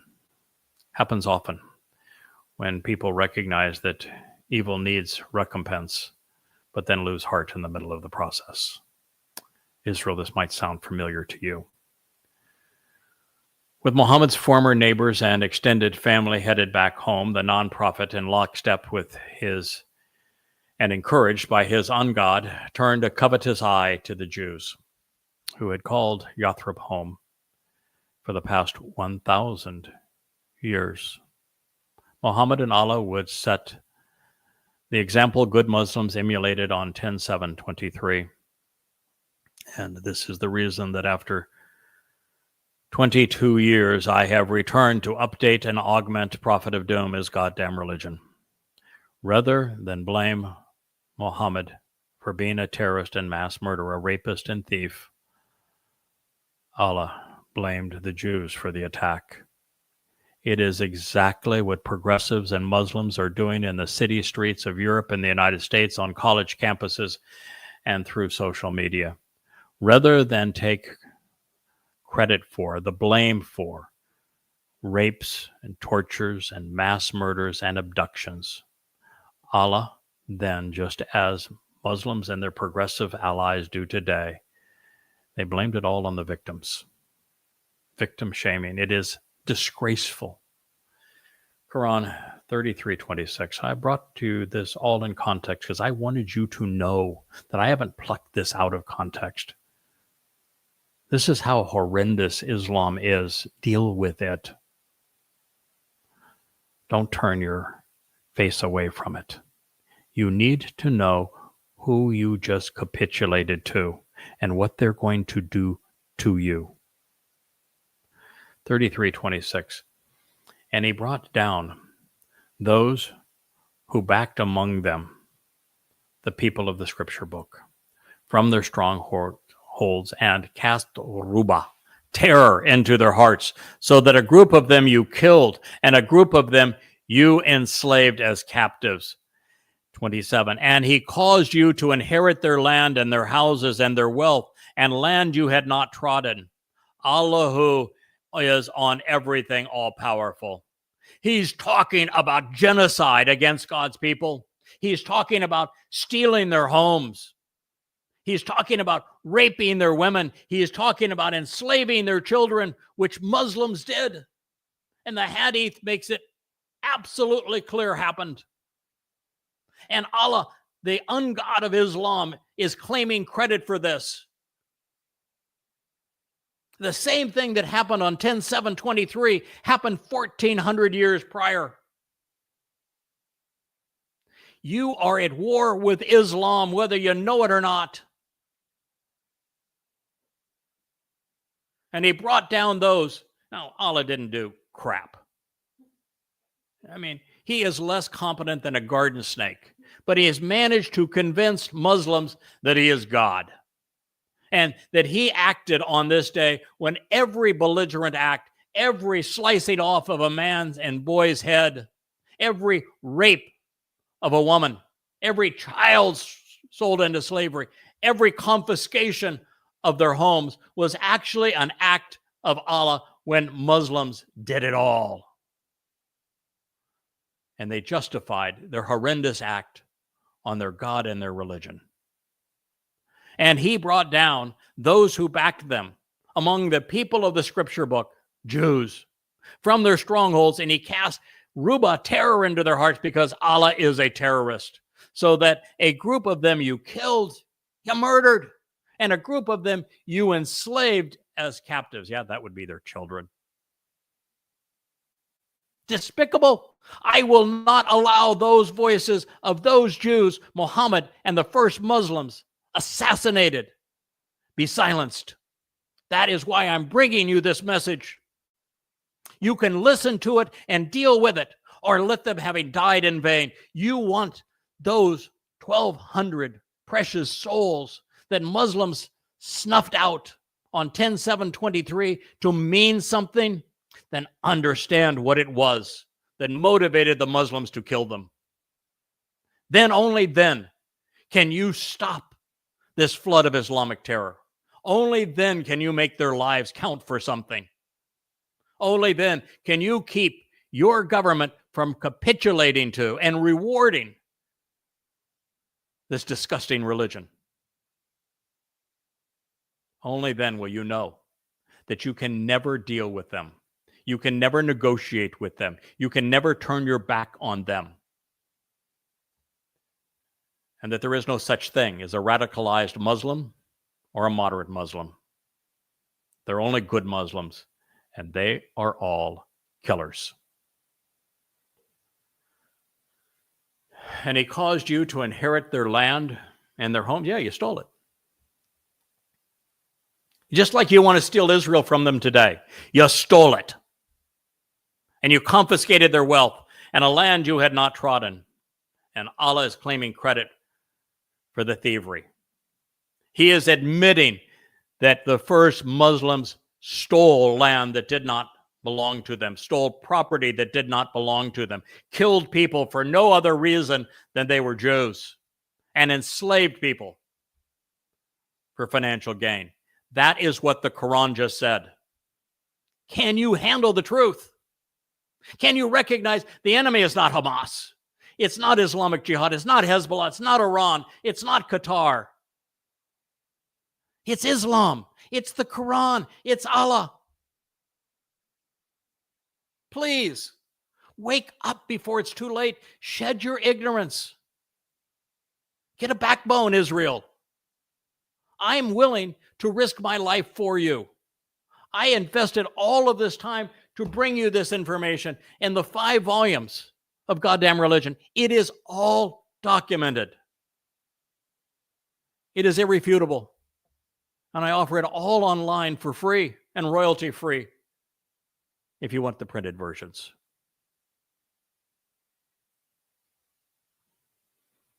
The people of the book are Jews. This terrorist massacre took place in Yathrib, the second largest and, actually the largest and most prosperous city in Arabia at the time. Muhammad he came in as a refugee, just like Muslims are coming in as immigrants and refugees from a disgusting past in Islamic countries and infiltrating Europe. Muhammad was laughed out of town and made a mess of things in Kabaville and what was Petra. And he went to Yathrib, where within 6 years he annihilated every Jew, stole all their property, enslaved their children. Simply the truth. It was the largest and most prosperous city in Arabia at the time. 3/4 of the inhabitants were Jewish. They had made the desert bloom. What they had built was evidently worth stealing. More importantly, they had the goods on Muhammad. They knew the source of his recitals wasn't Allah because they had recited their Talmud to him. Since the last name mentioned in the 25th surah is the all-strong and the almighty Allahu, it is Allah who is claiming credit for attacking Jewish families in their homes, pulling them out into the streets, and terrorizing them.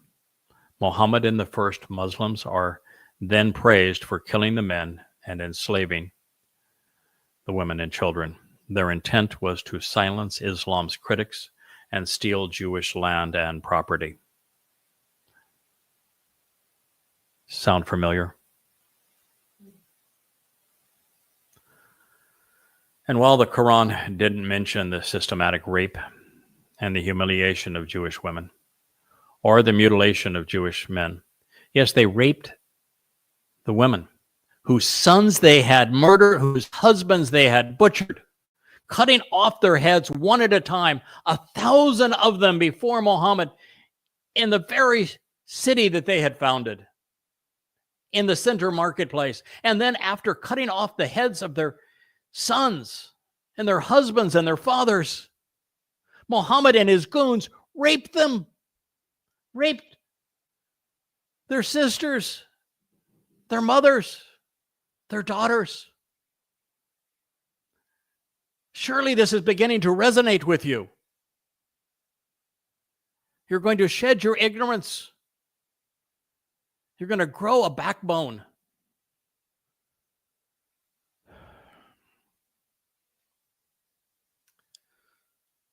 So while, as I said, the systematic rape and humiliation of the Jewish women or the mutilation of the Jewish men on this day is not chronicled in the Quran, it just speaks of the event.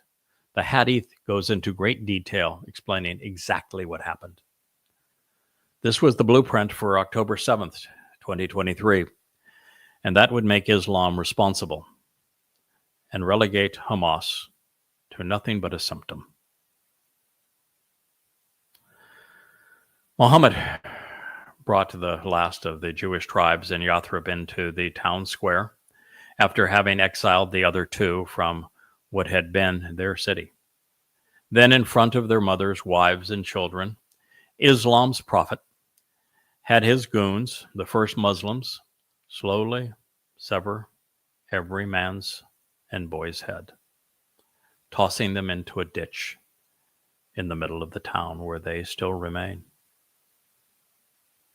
It's now called Medina. He and his savages raped the women and the little girls. Anyone left alive, they enslaved.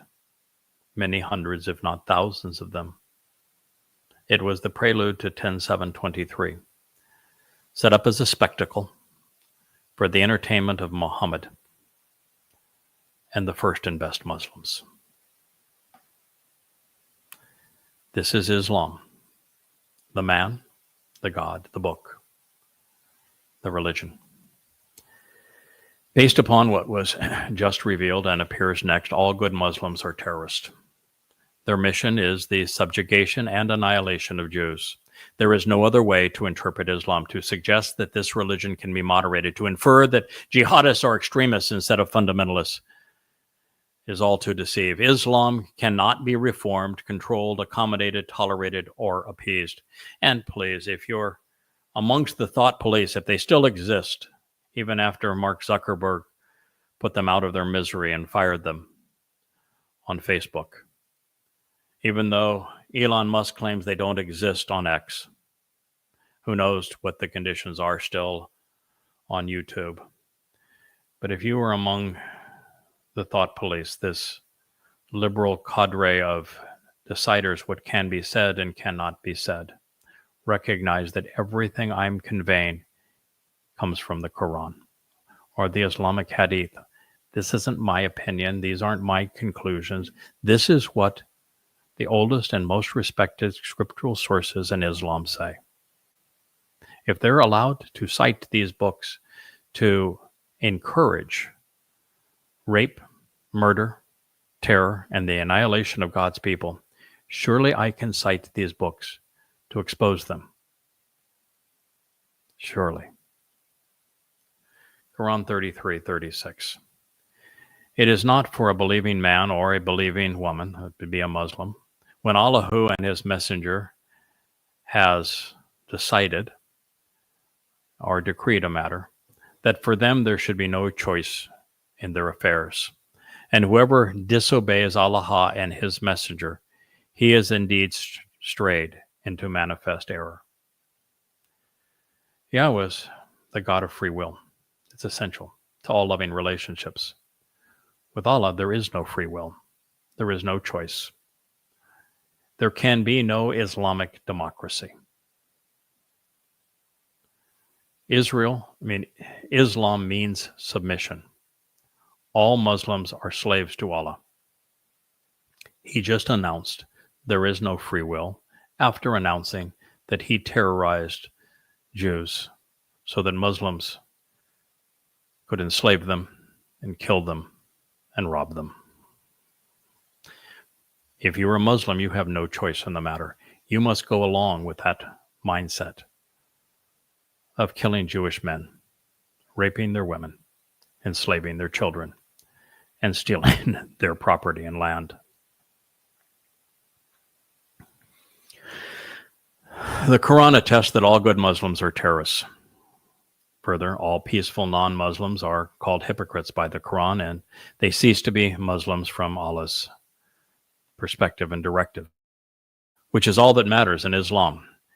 In addition, while every Muslim must fight everybody, the primary targets are Jews. Muslims are told to steal their homes, their property, and their land, exterminating Jewish men while enslaving their women and children.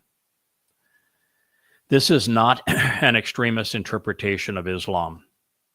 It is Islam. There is no other Islam. Quran 33:38. There is no constraint or blame on the Prophet in that which Allahu has imposed and made legal for him. That has been the way of Allahi with those who have passed away before. The command of Allahi is the decree determined as destiny. Yes, Muhammad made this little bit up because he was a ruthless terrorist. He was a mass murderer. He was a rapist, and he was a pedophile. And they typically don't make good prophets.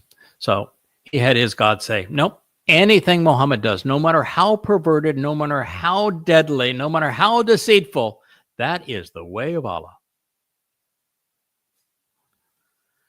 In Muhammad's warped way, he somehow saw this sadistic episode as the perfect opportunity to torment his harem. So the parts of the 33rd surah that I have omitted dealt with badgering them, which is a peculiar thing for the pen to have scribed on a perfect tablet, as Muhammad's claims, as Muslims claim. Evidently, there were some people who thought pedophilia, rape, and incest were unbecoming. So Allah straightened all that out. Now you know the truth. It's time to recognize that the progressives and the Muslims decrying Jews while appealing to the religious culture that raised and indoctrinated, trained and equipped Islamic terrorists are enemy combatants and co-conspirators. The media has become more propagandist than journalistic. This is the truth, and yet they would deny it. As I have shared, even the IDF could do the even if the IDF, I should say, could do the impossible. After failing to be responsible and eliminate every Hamas leader and militant, there would be 10 more created for every martyr. It is impossible to prevail against a religious ideology with bullets and bombs. Unless that bomb is a nuclear bomb and destroys everything, but that's untenable. Not only would the radioactive fallout poison Israel, but the world's response to the death of over 1 million people would be the strangulation of Israel. You can't win this war by fighting them. As a matter of fact, as I had predicted, by Israel going into Gaza and destroying the centers of Islamic weapons caches and rockets and the like, which were in, of course, schools, hospitals, and mosques, that Israel would turn the world against them, because most people are way too stupid to know anything that I just shared with you. They're too immoral to understand accountability. And this is exactly what's happened. Israel has made a bad situation worse. So as Israel, as I predicted, would invade Gaza and attempt to eliminate Hamas by killing its leadership and militants, more soldiers will be killed in that process than the Muslims had murdered on October 7th. And it turned out that way. And to what avail? Muslims will remain to repeat the cycle. I wrote this on the morning of 10/7. It turned out to be true this morning, did it not? And to what avail? Muslims will remain to repeat the cycle, and all the while Israel will be isolated and demonized, while Jews become easier prey. It's too bad God's people didn't listen to that paragraph 15 months ago. Out of the ashes of Al-Qaeda, ISIS emerged. They were worse. Then out of the destruction of ISIS, Hezbollah gained the strength such that they are poised to bludgeon Israel. After the fall of Hamas, another name will be chosen to represent an even more zealous assemblage of jihadists. Kill them all, and there will be all the more of them. It's the magic of religion and the nature of martyrdom. This is the truth, and deep down, Israel, you know it. Frankly, while Hamas exists, they would rather rape, torture, and kill the captives than hand them over to Israel. It's already happening. Women are paraded naked and bleeding in the streets, and the soldiers were beheaded after enduring humiliation of being caged like animals. The depraved and irrational nature of this enemy makes it all but impossible to rescue them or prevent this from reoccurring. And when Jews trade innocent lives, innocent civilians who were kidnapped for convicted terrorists, the only assurance is that there will be more kidnapping and terrorism. I wrote that 15 months ago. It will come to haunt you. And when Jews trade innocent civilians for convicted terrorists, the only assurance is that there will be more kidnapping and terrorism. Reality states that Israel and the other 40 nations from which the captives hailed, and including America, China, Russia, lost them because the leadership was ill prepared and equipped to protect them.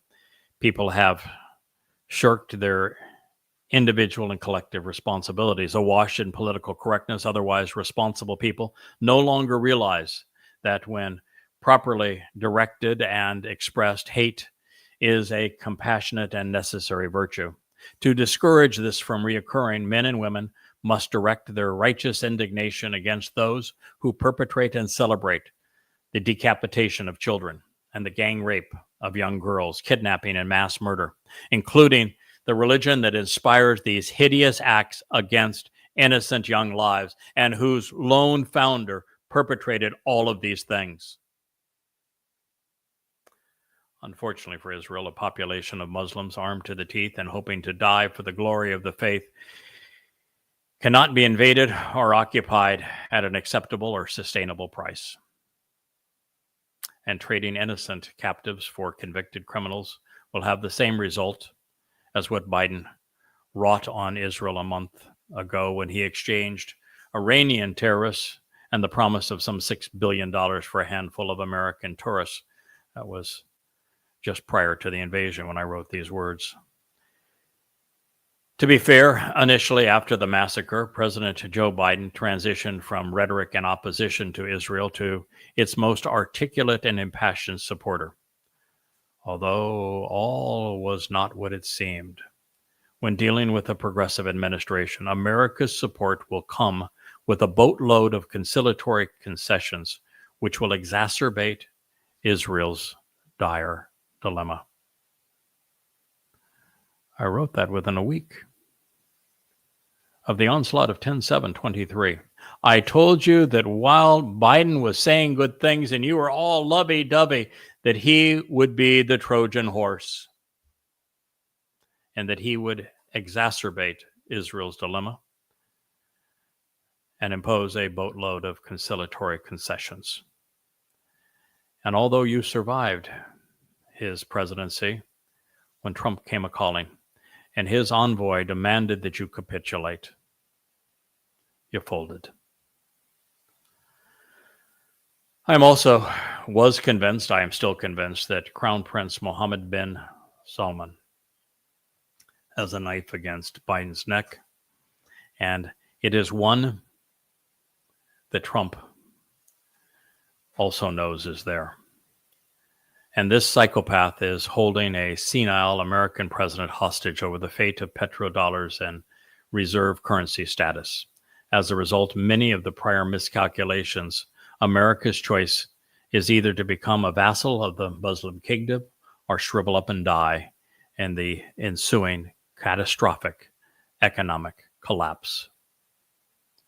Trump knows it as well, which is why he sacrificed Israel while claiming credit to be the liberator of the hostages. Knowing that America has not fired a shot in the defense of Israel, and yet has spilled its blood and coin protecting Saudi Arabia, that the U.S. is bankrupt, and that its administration craves the dismemberment of Israel and the imposition of the two-state dissolution. October 7th sets the pieces in place for this eventuality.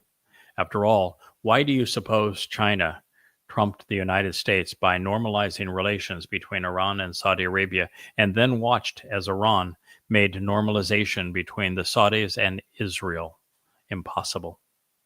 Why was Secretary of State Anthony Blinken allowed to participate in Israel's War Cabinet meeting, where he gave directions to constrain the IDF, immediately following a meeting in Saudi Arabia with MBS?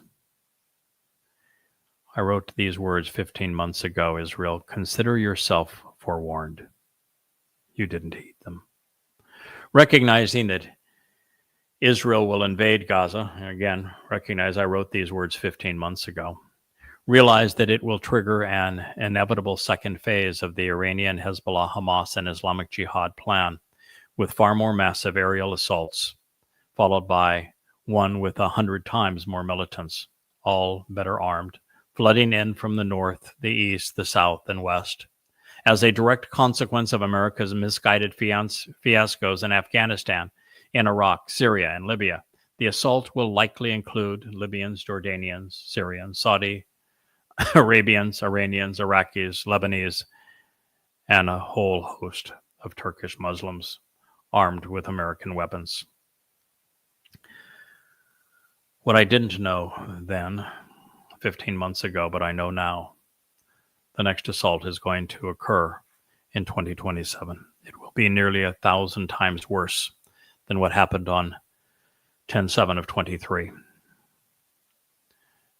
And Israel, you opened the door to this in the way that you have handled yourself thus far, making yourself the pariah in the world, and then ultimately surrendering and capitulating to those who stole your sons and daughters. With America's carrier sitting offshore, as happened 15 months ago, it may be a delayed reaction, giving Iran more time to equip its proxies, and it's inevitable, since 5,000 rockets and half that many jihadists wreak such havoc and such a savage blow. They are cognizant of what will occur when they up the ante 100-fold. Yes, Israel was very effective in putting much of the Hezbollah leadership to death. And they have spanked the Iranian Ayatollahs. But I'm here to tell you there are 2 billion Muslims. Iran will soon have their nuclear bomb. In fact, the agreement yesterday between the Iranians and Russia will assure it. This is a war, Israel, that's going to cost you millions of lives because you have handled yourself inappropriately. You haven't listened. You've made the same mistakes over and over again. It breaks my heart to say this, but we know it's true, considering the deep-seated rage and overbearing arrogance of Muslims. If Israel opted not to invade Gaza, Israelis would be forced to cower in fear, knowing that this was the first of many such assaults. Their days would be numbered, their lives constantly at risk. And when they invade, it will result in an avalanche of hate cascading upon them from all directions. I wrote those words 15 months ago. Every word turned out to be true. Those who are informed and rational realize that Mohammed Diab Ibrahim Marie, nicknamed Dayef, the guest, the man who served as the mastermind behind the appalling events of October 7th, as the commander of the Is al-Din al-Qassam brigades of retrobates, is the most popular political and religious figure among the Fakistinians. And Hamas, Harakat al-Muqawamah al-Islamiyah, the Islamic resistance movement, holds a 90% approval rating among the neighboring Muslim militants, with the remaining 10% favoring the other Fakistinian terrorist organization, the PLO's Fatah. As a result, recognizing that the perpetrators of this hellish plot were mostly civilians, overwhelmingly civilians, they were sponsored and celebrated by other immoral civilians in Gaza. Women's wombs became terrorist factories, and children are jihadists in training. When bloodied and beaten Jews were dragged through their streets, these same women and children gathered in great numbers and applauded. Almost everyone in Gaza is complicit in this crime, which was perpetrated by their sons at behest of their elected officials. The task of separating Hamas from the Fakistinians is as futile as removing the caustic influence of Islam from those intoxicated by it. I am sorry to say it, but these are the facts. A young viper becomes an adult viper. It does not become a pussycat. Baby Muslims grow up to be jihadist-age Muslims. And as we learned, Muslims are bred and ordered to kill.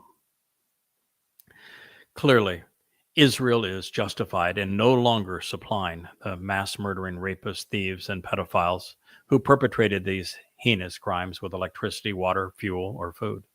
Supplies are confiscated by Hamas anyway. But of course, since the victims were Jews and the perpetrators were Muslims, Israel will be condemned for not feeding and fueling the aspirations of those seeking to annihilate them. It is also appropriate for Israel to raise their homes just as they would the families of much less ruthless terrorists. But do so smartly. Promise to resupply these things just as soon as every captive is returned safely to Israel and every member of Hamas walks out into the open, no longer hiding among their women and children. Tell the Muslims that you will stop attacking Gaza when every Hamas jihadist and supporter, tens of thousands of them, moves out of the populated areas into the open terrain that the Jews abandoned in the north of the Gaza Strip, where they can fight as if they were men. Offer to engage them there, giving each martyr an express ticket to Allah's brothel. Win-win. You notice what I said there? On the morning of 10/7 and 10/8, knowing what was going to occur, I encouraged Israel to send the population north, not south. I knew what was south. The Philadelphia corridor, the means to resupply through Egypt, the hiding place of Hamas. I knew that they had to move them north, but what did they do? They moved them south. It was the dumbest thing Israel could ever do. It's just astonishing that with the bravery of the individual IDF fighter, their leaders are so inept? Why did I understand what they did not? Well, Israel's paid a hellish price. Sure, Gaza is destroyed. But for what benefit? In the process, Israel has turned the world against them. Yeah, they were justified. Doesn't matter. People don't think anymore. They have no morality. They don't understand recompense. They victim shame. At the same time, Israel must fight the public perception that it is a war which, part of this war, and Israel's going to lose badly. Even in the 2 or 3 days following 10/7, it was already obvious that Israel had lost the public perception war, and it continues to get worse. No matter the pain, the autopsy and crime scene photos and description of every murdered and mutilated Jew has to be shown. All of them, along with the narrative of what occurred, showing photos of the jihadists who committed these crimes. Simultaneously, establish a photographic tribute online for all who lost their lives to these demons. While this will be both anguishing and therapeutic for friends and families, it must be done. It is the only way for their stolen lives to contribute to a better future for God's people. I wrote those words on 10/7 and 10/8, 23, knowing that this is what had to be done. And still Israel refuses to do so. The cost on future Jewish lives is catastrophic as a result.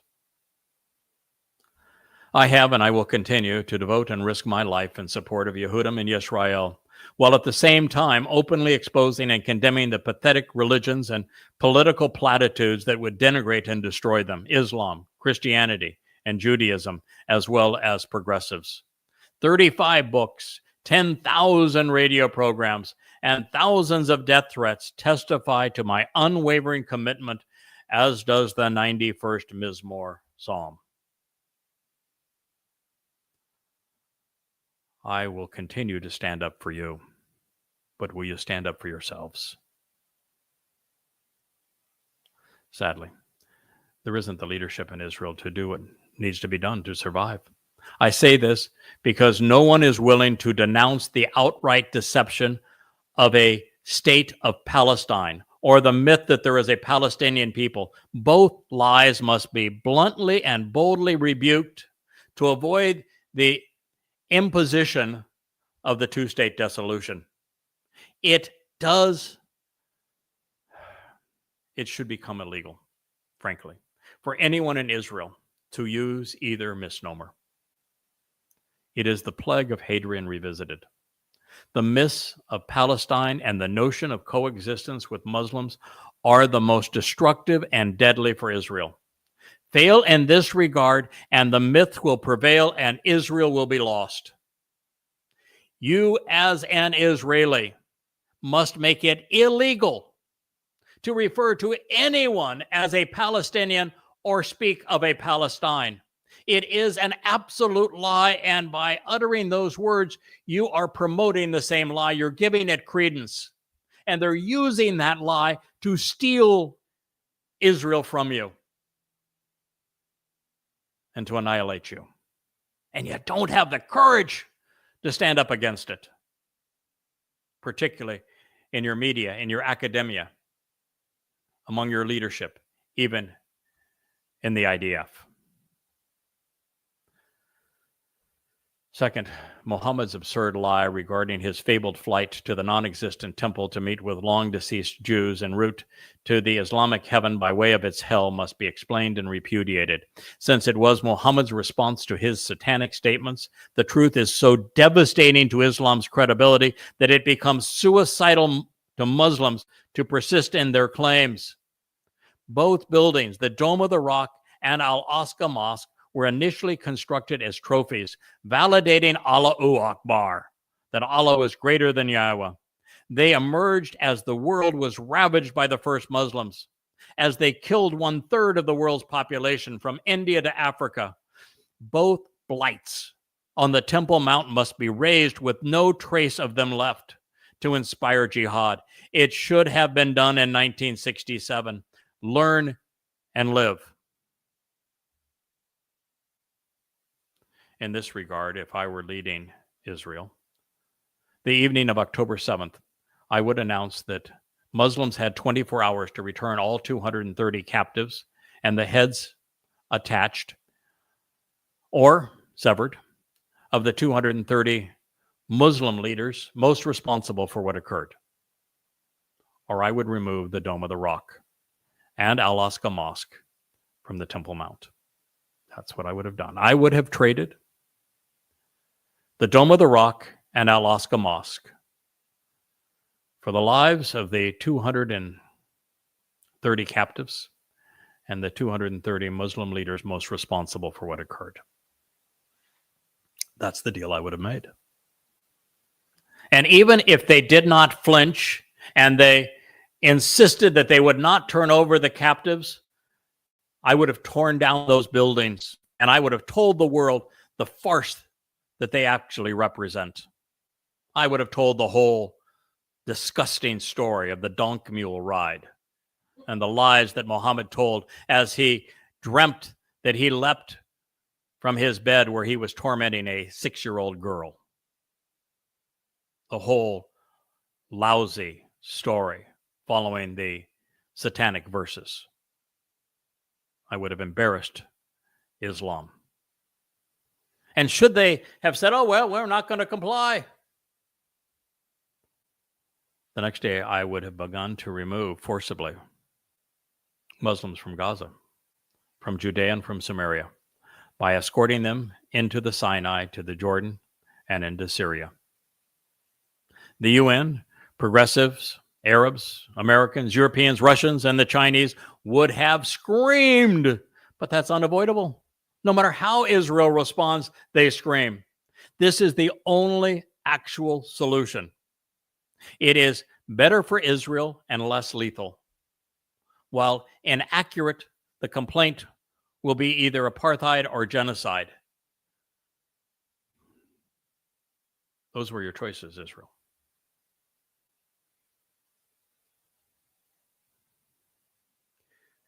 Third, goddamn religion should be read in every Israeli home. Consider it my gift to God's people, one inspired by the God of Abraham, Yitzhak, and Jacob. Yes, after I had written Prophet of Doom and spent 5 years of my life on talk radio programs, risking my life to share it with the world. And then some 20 years later, as I watched the events of 10/7, and I asked the God of Islam, the God of Abraham, Yitzhak, and Jacob, the God of the Torah and prophets, and I said, surely, after all of this time, you don't want me to go back and augment Prophet of Doom with what we've learned along the way. That was hellish. Going into the Quran, reading the Hadith, dealing with Muhammad is like walking into hell. God, I really don't want to do that. His response to me was, I have taken care of you. Now take care of my people. This is our gift to you. There are 5 volumes. They are irrefutable. They explain exactly what happened on 10/7 and what's going to happen next.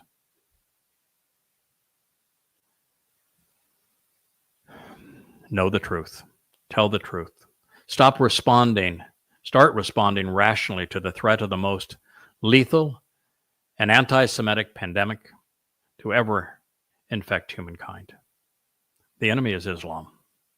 And that is rationally and evidentially irrefutable. Fourth, to survive, the enemy within must be exposed and constrained. Yeah, this will surprise you, but the greatest enemy to God's people for the last 2,000 years has been Judaism. Yahweh hates it more than Islam, more even than he hates Christianity's plague of death. Judaism has done more to impoverish Jews and separate them from their God than all other foes combined. Judaism is not just a parasite. It is on the cusp of killing the nation from within. Being Jewish is an ethnicity. It is not a religion. 70% of Israelis know that I'm right in this realization, although not to this extent, because they are not as well informed.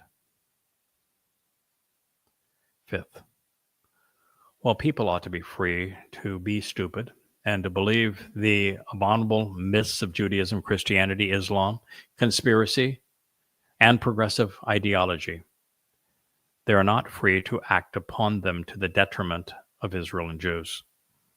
To appreciate the nation's current plight, Israel needs to be cognizant of how their forefathers behaved during the Exodus, and then become mindful of the example set by Moshe, Yahusha, Caleb, Shamuel, Dohod, Hezekiah, and Eliah. It is only when an enlightened and receptive anti-religious remnant of Yisrael returns and is prepared to meet Yahweh that there will be peace in this land.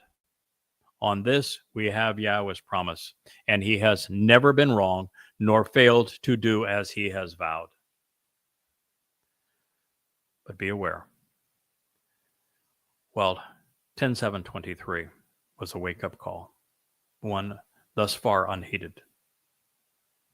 On May 22nd, 2026, you're going to enter the time of Jacob's troubles. And it's going to be hell on earth for Jews. Muslims and progressives the world over are going to stalk you.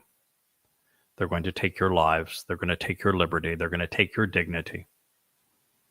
They will terrorize you into submission. And this horrible time is going to last 7 years. Many millions of Jews are going to die. The prophets say it'll be the worst experience in human history, worse than the Holocaust.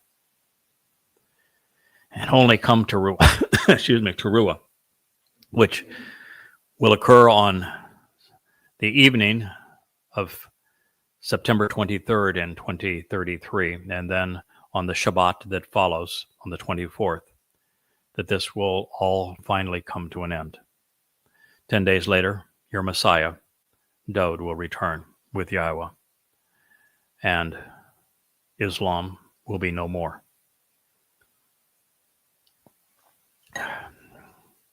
Should you have an interest in being among those living forever in God's company, come to know him as he is, and not how the religious have slandered him, erasing his name. Should you want to become part of his family and inherit the universe, accept the 5 conditions of the Bereth covenant. Should you want to be emancipated and enlightened, enriched and empowered, read Yahweh's prescription and his presentation throughout the pages of the books bearing the Yahowah brand. Appreciate the promises pursuant to the Mikra, invitations to be called out and meet. If you want to be safe, accept David as your Messiah and Savior, your returning King. Consider these insights and countless more a gift of life and of love to Yehudim. All 35 volumes at YADAYAH.com are free. Your other option is to reject this advice and to continue as you have in the past, expecting a different result. Invade Gaza or not. Speak truthfully about the myths of the Palestine and Palestinian people, or give them a state from which to terrorize you.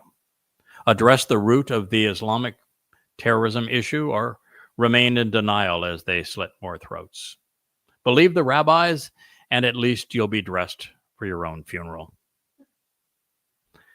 For those who might rebuff my warning with an ad hominem assault, demeaning me by suggesting that it isn't realistic to declare war on a religion of nearly 2 billion people, I would remind you that they declared war on you 1,400 years ago.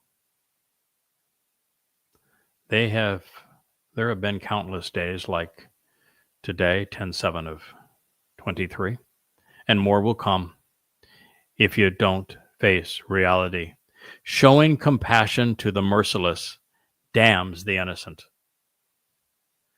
For those who would seek to appease Muslims by allowing them to control your Temple Mount, with these appalling trophies scarring the Jerusalem skyline as an insult to your King Dod and your Messiah and Savior, with their own territories carved out of Israel, the land that God gave to his people, I would ask you to consider how well that approach has worked in the past. Oslo comes to mind, as does the surrender of Gaza.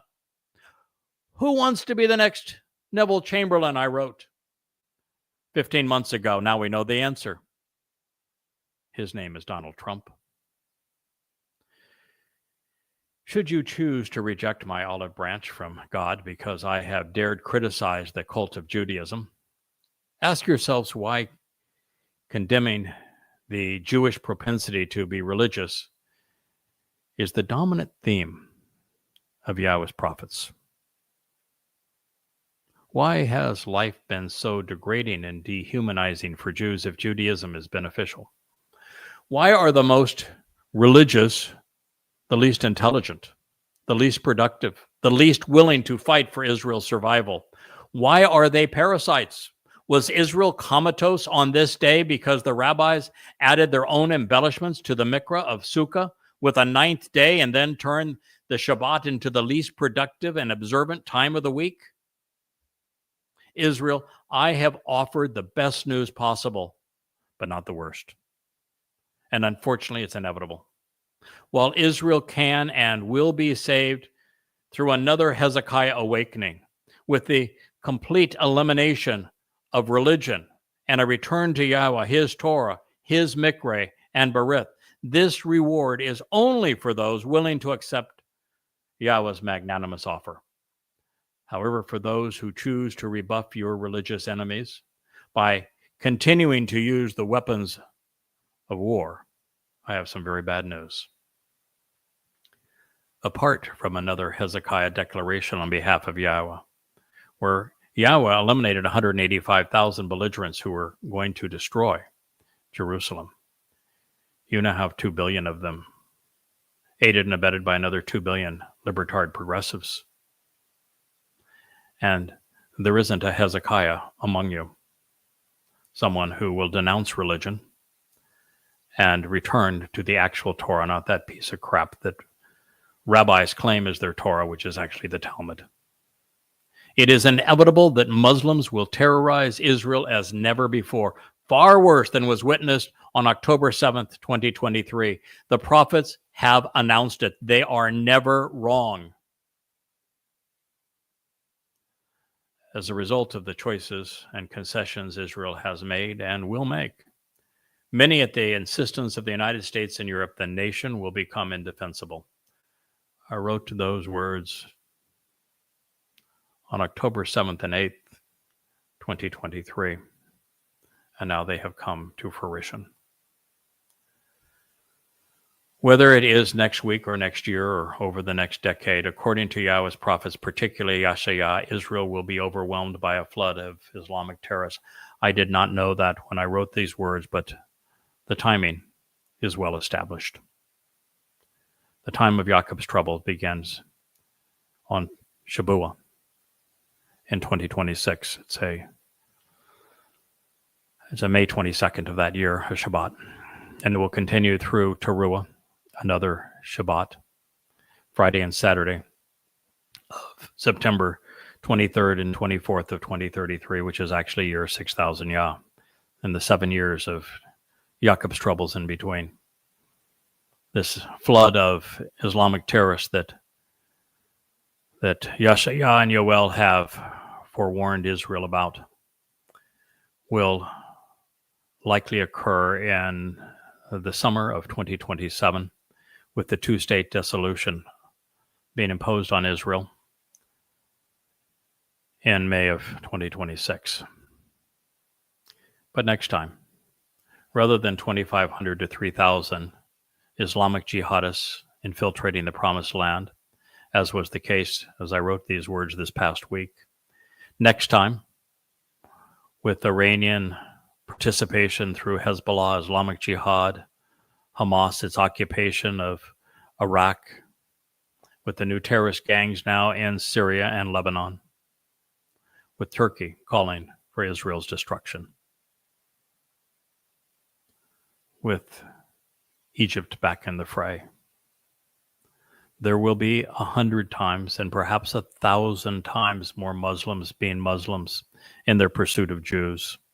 And rather than 2,000 rockets initially and 20 powered hang gliders, Israel should expect 200,000 rockets, missiles, and drones.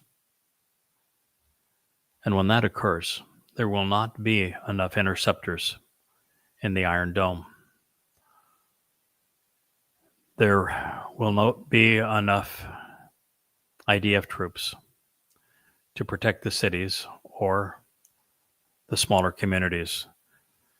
These rockets and these drones and these missiles will be aimed at Israel's largest cities, and they will be set ablaze, all while the jihadists infiltrate where Israel is the weakest, in her settlements and her smaller towns in kibbutzim. That's how it's going to play out. Now, as I foretold a year before 10/7 of 23, the Islamic terrorists surrounding Israel will deploy the same strategy. They will overwhelm the Iron Dome with a greater aerial assault than it was designed to handle, thereby raining fire into every Israeli city. Simultaneously, this coordinated force will overwhelm the smaller and more vulnerable communities with an onslaught of jihadists. And this time, they will invade with sufficient numbers and weapons to hold entire communities hostage, leaving Israel with the impossible choice between capitulation and annihilation. There is nothing the IDF will be able to do to stop this from occurring. They didn't stop it the last time, and this is going to be between 100 and 1,000 times greater. With its tanks and jets and advanced weaponry, it is well suited to prevail in the last war, as was the case of most militaries. Should there be another Yom Kippurim or 6-day war against hostile nations and their militaries, they would prevail. But that is not the imminent danger. Israel, October 7th, 2023, is your future and your fate if you do not listen and respond appropriately. Iran now knows for certain that it can play the crazed jihadist card under the cover of fire from the sky. And as the IDF strategizes on how to keep the effects of a couple thousand crude rockets, a few bulldozers, paragliders, and a few thousand jihadists on foot and on bikes, Iran, flush with money and on the cusp of a bomb, is planning the final solution. At the very least, it will be 100-fold what God's people endured this past Shabat, and worse than before. The government and IDF will be paralyzed as Jews are raped, plundered, and annihilated. Please don't let this happen to you. No one cares more about Jews, but like Yahweh, I know your history and therefore your propensity to choose poorly and to antagonize the Almighty. And so I have devoted my life to bringing you to your senses, to helping you return to Yahweh, reintroducing his name to you, his Torah, teaching and guidance, his Moedim, eternal witnesses to the restoring testimony, his Bereth, covenant family. It's time for you to embrace the true Messiah and Son of God, Dode David, your returning king who fulfilled Pesach, Matzah, and Bakurim. He is Hamashiach. He is the Melech king. He is Yasha, Savior. And as the Zeroah, he is the sacrificial lamb who fulfilled Pesach, and he will return on Yom Kippurim, the day of reconciliations in the Yobel year 6000 Yah, sunset October 2nd, 2033. The books on the shelf at YAHOWAH.com, An Introduction to God, the Yada Yahowah series, Observations, Coming Home, Babel, Twistianity, and now the edition of Goddamn Religion. They're available. They're free for this purpose. That said, no one knows Islam or hates Islamic jihadists more than I have come to despise them. I understand Muhammad and Allah. I know the Quran and Hadith better than any of those who are inspiring, who these things are inspiring to jihad. Yes, I know Islam better than jihadists. Awakening you and others to this reality is why I was updating and now have updated and enhanced Goddamn Religion, turning one volume into 5, covering every surah in the Quran, every pertinent hadith, telling you the whole bloody story from beginning to end in Muhammad's own words. Yes, I know who they are. I know why they kill, and I know how to stop them, putting me in the unique position to offer these insights to you. And this, along with a newfound awareness of Yahowah, will save your country and your life. Now, one last thought before we conclude this program. I have witnessed the righteous rage of Israel, and I know what it will bring to bear against Gaza. And I have no sympathy for the Muslims who will die there, recognizing what they have sponsored and done. I watched as tens of thousands, including women and children, celebrated the terrorist acts their sons and fathers perpetrated on defenseless Jews.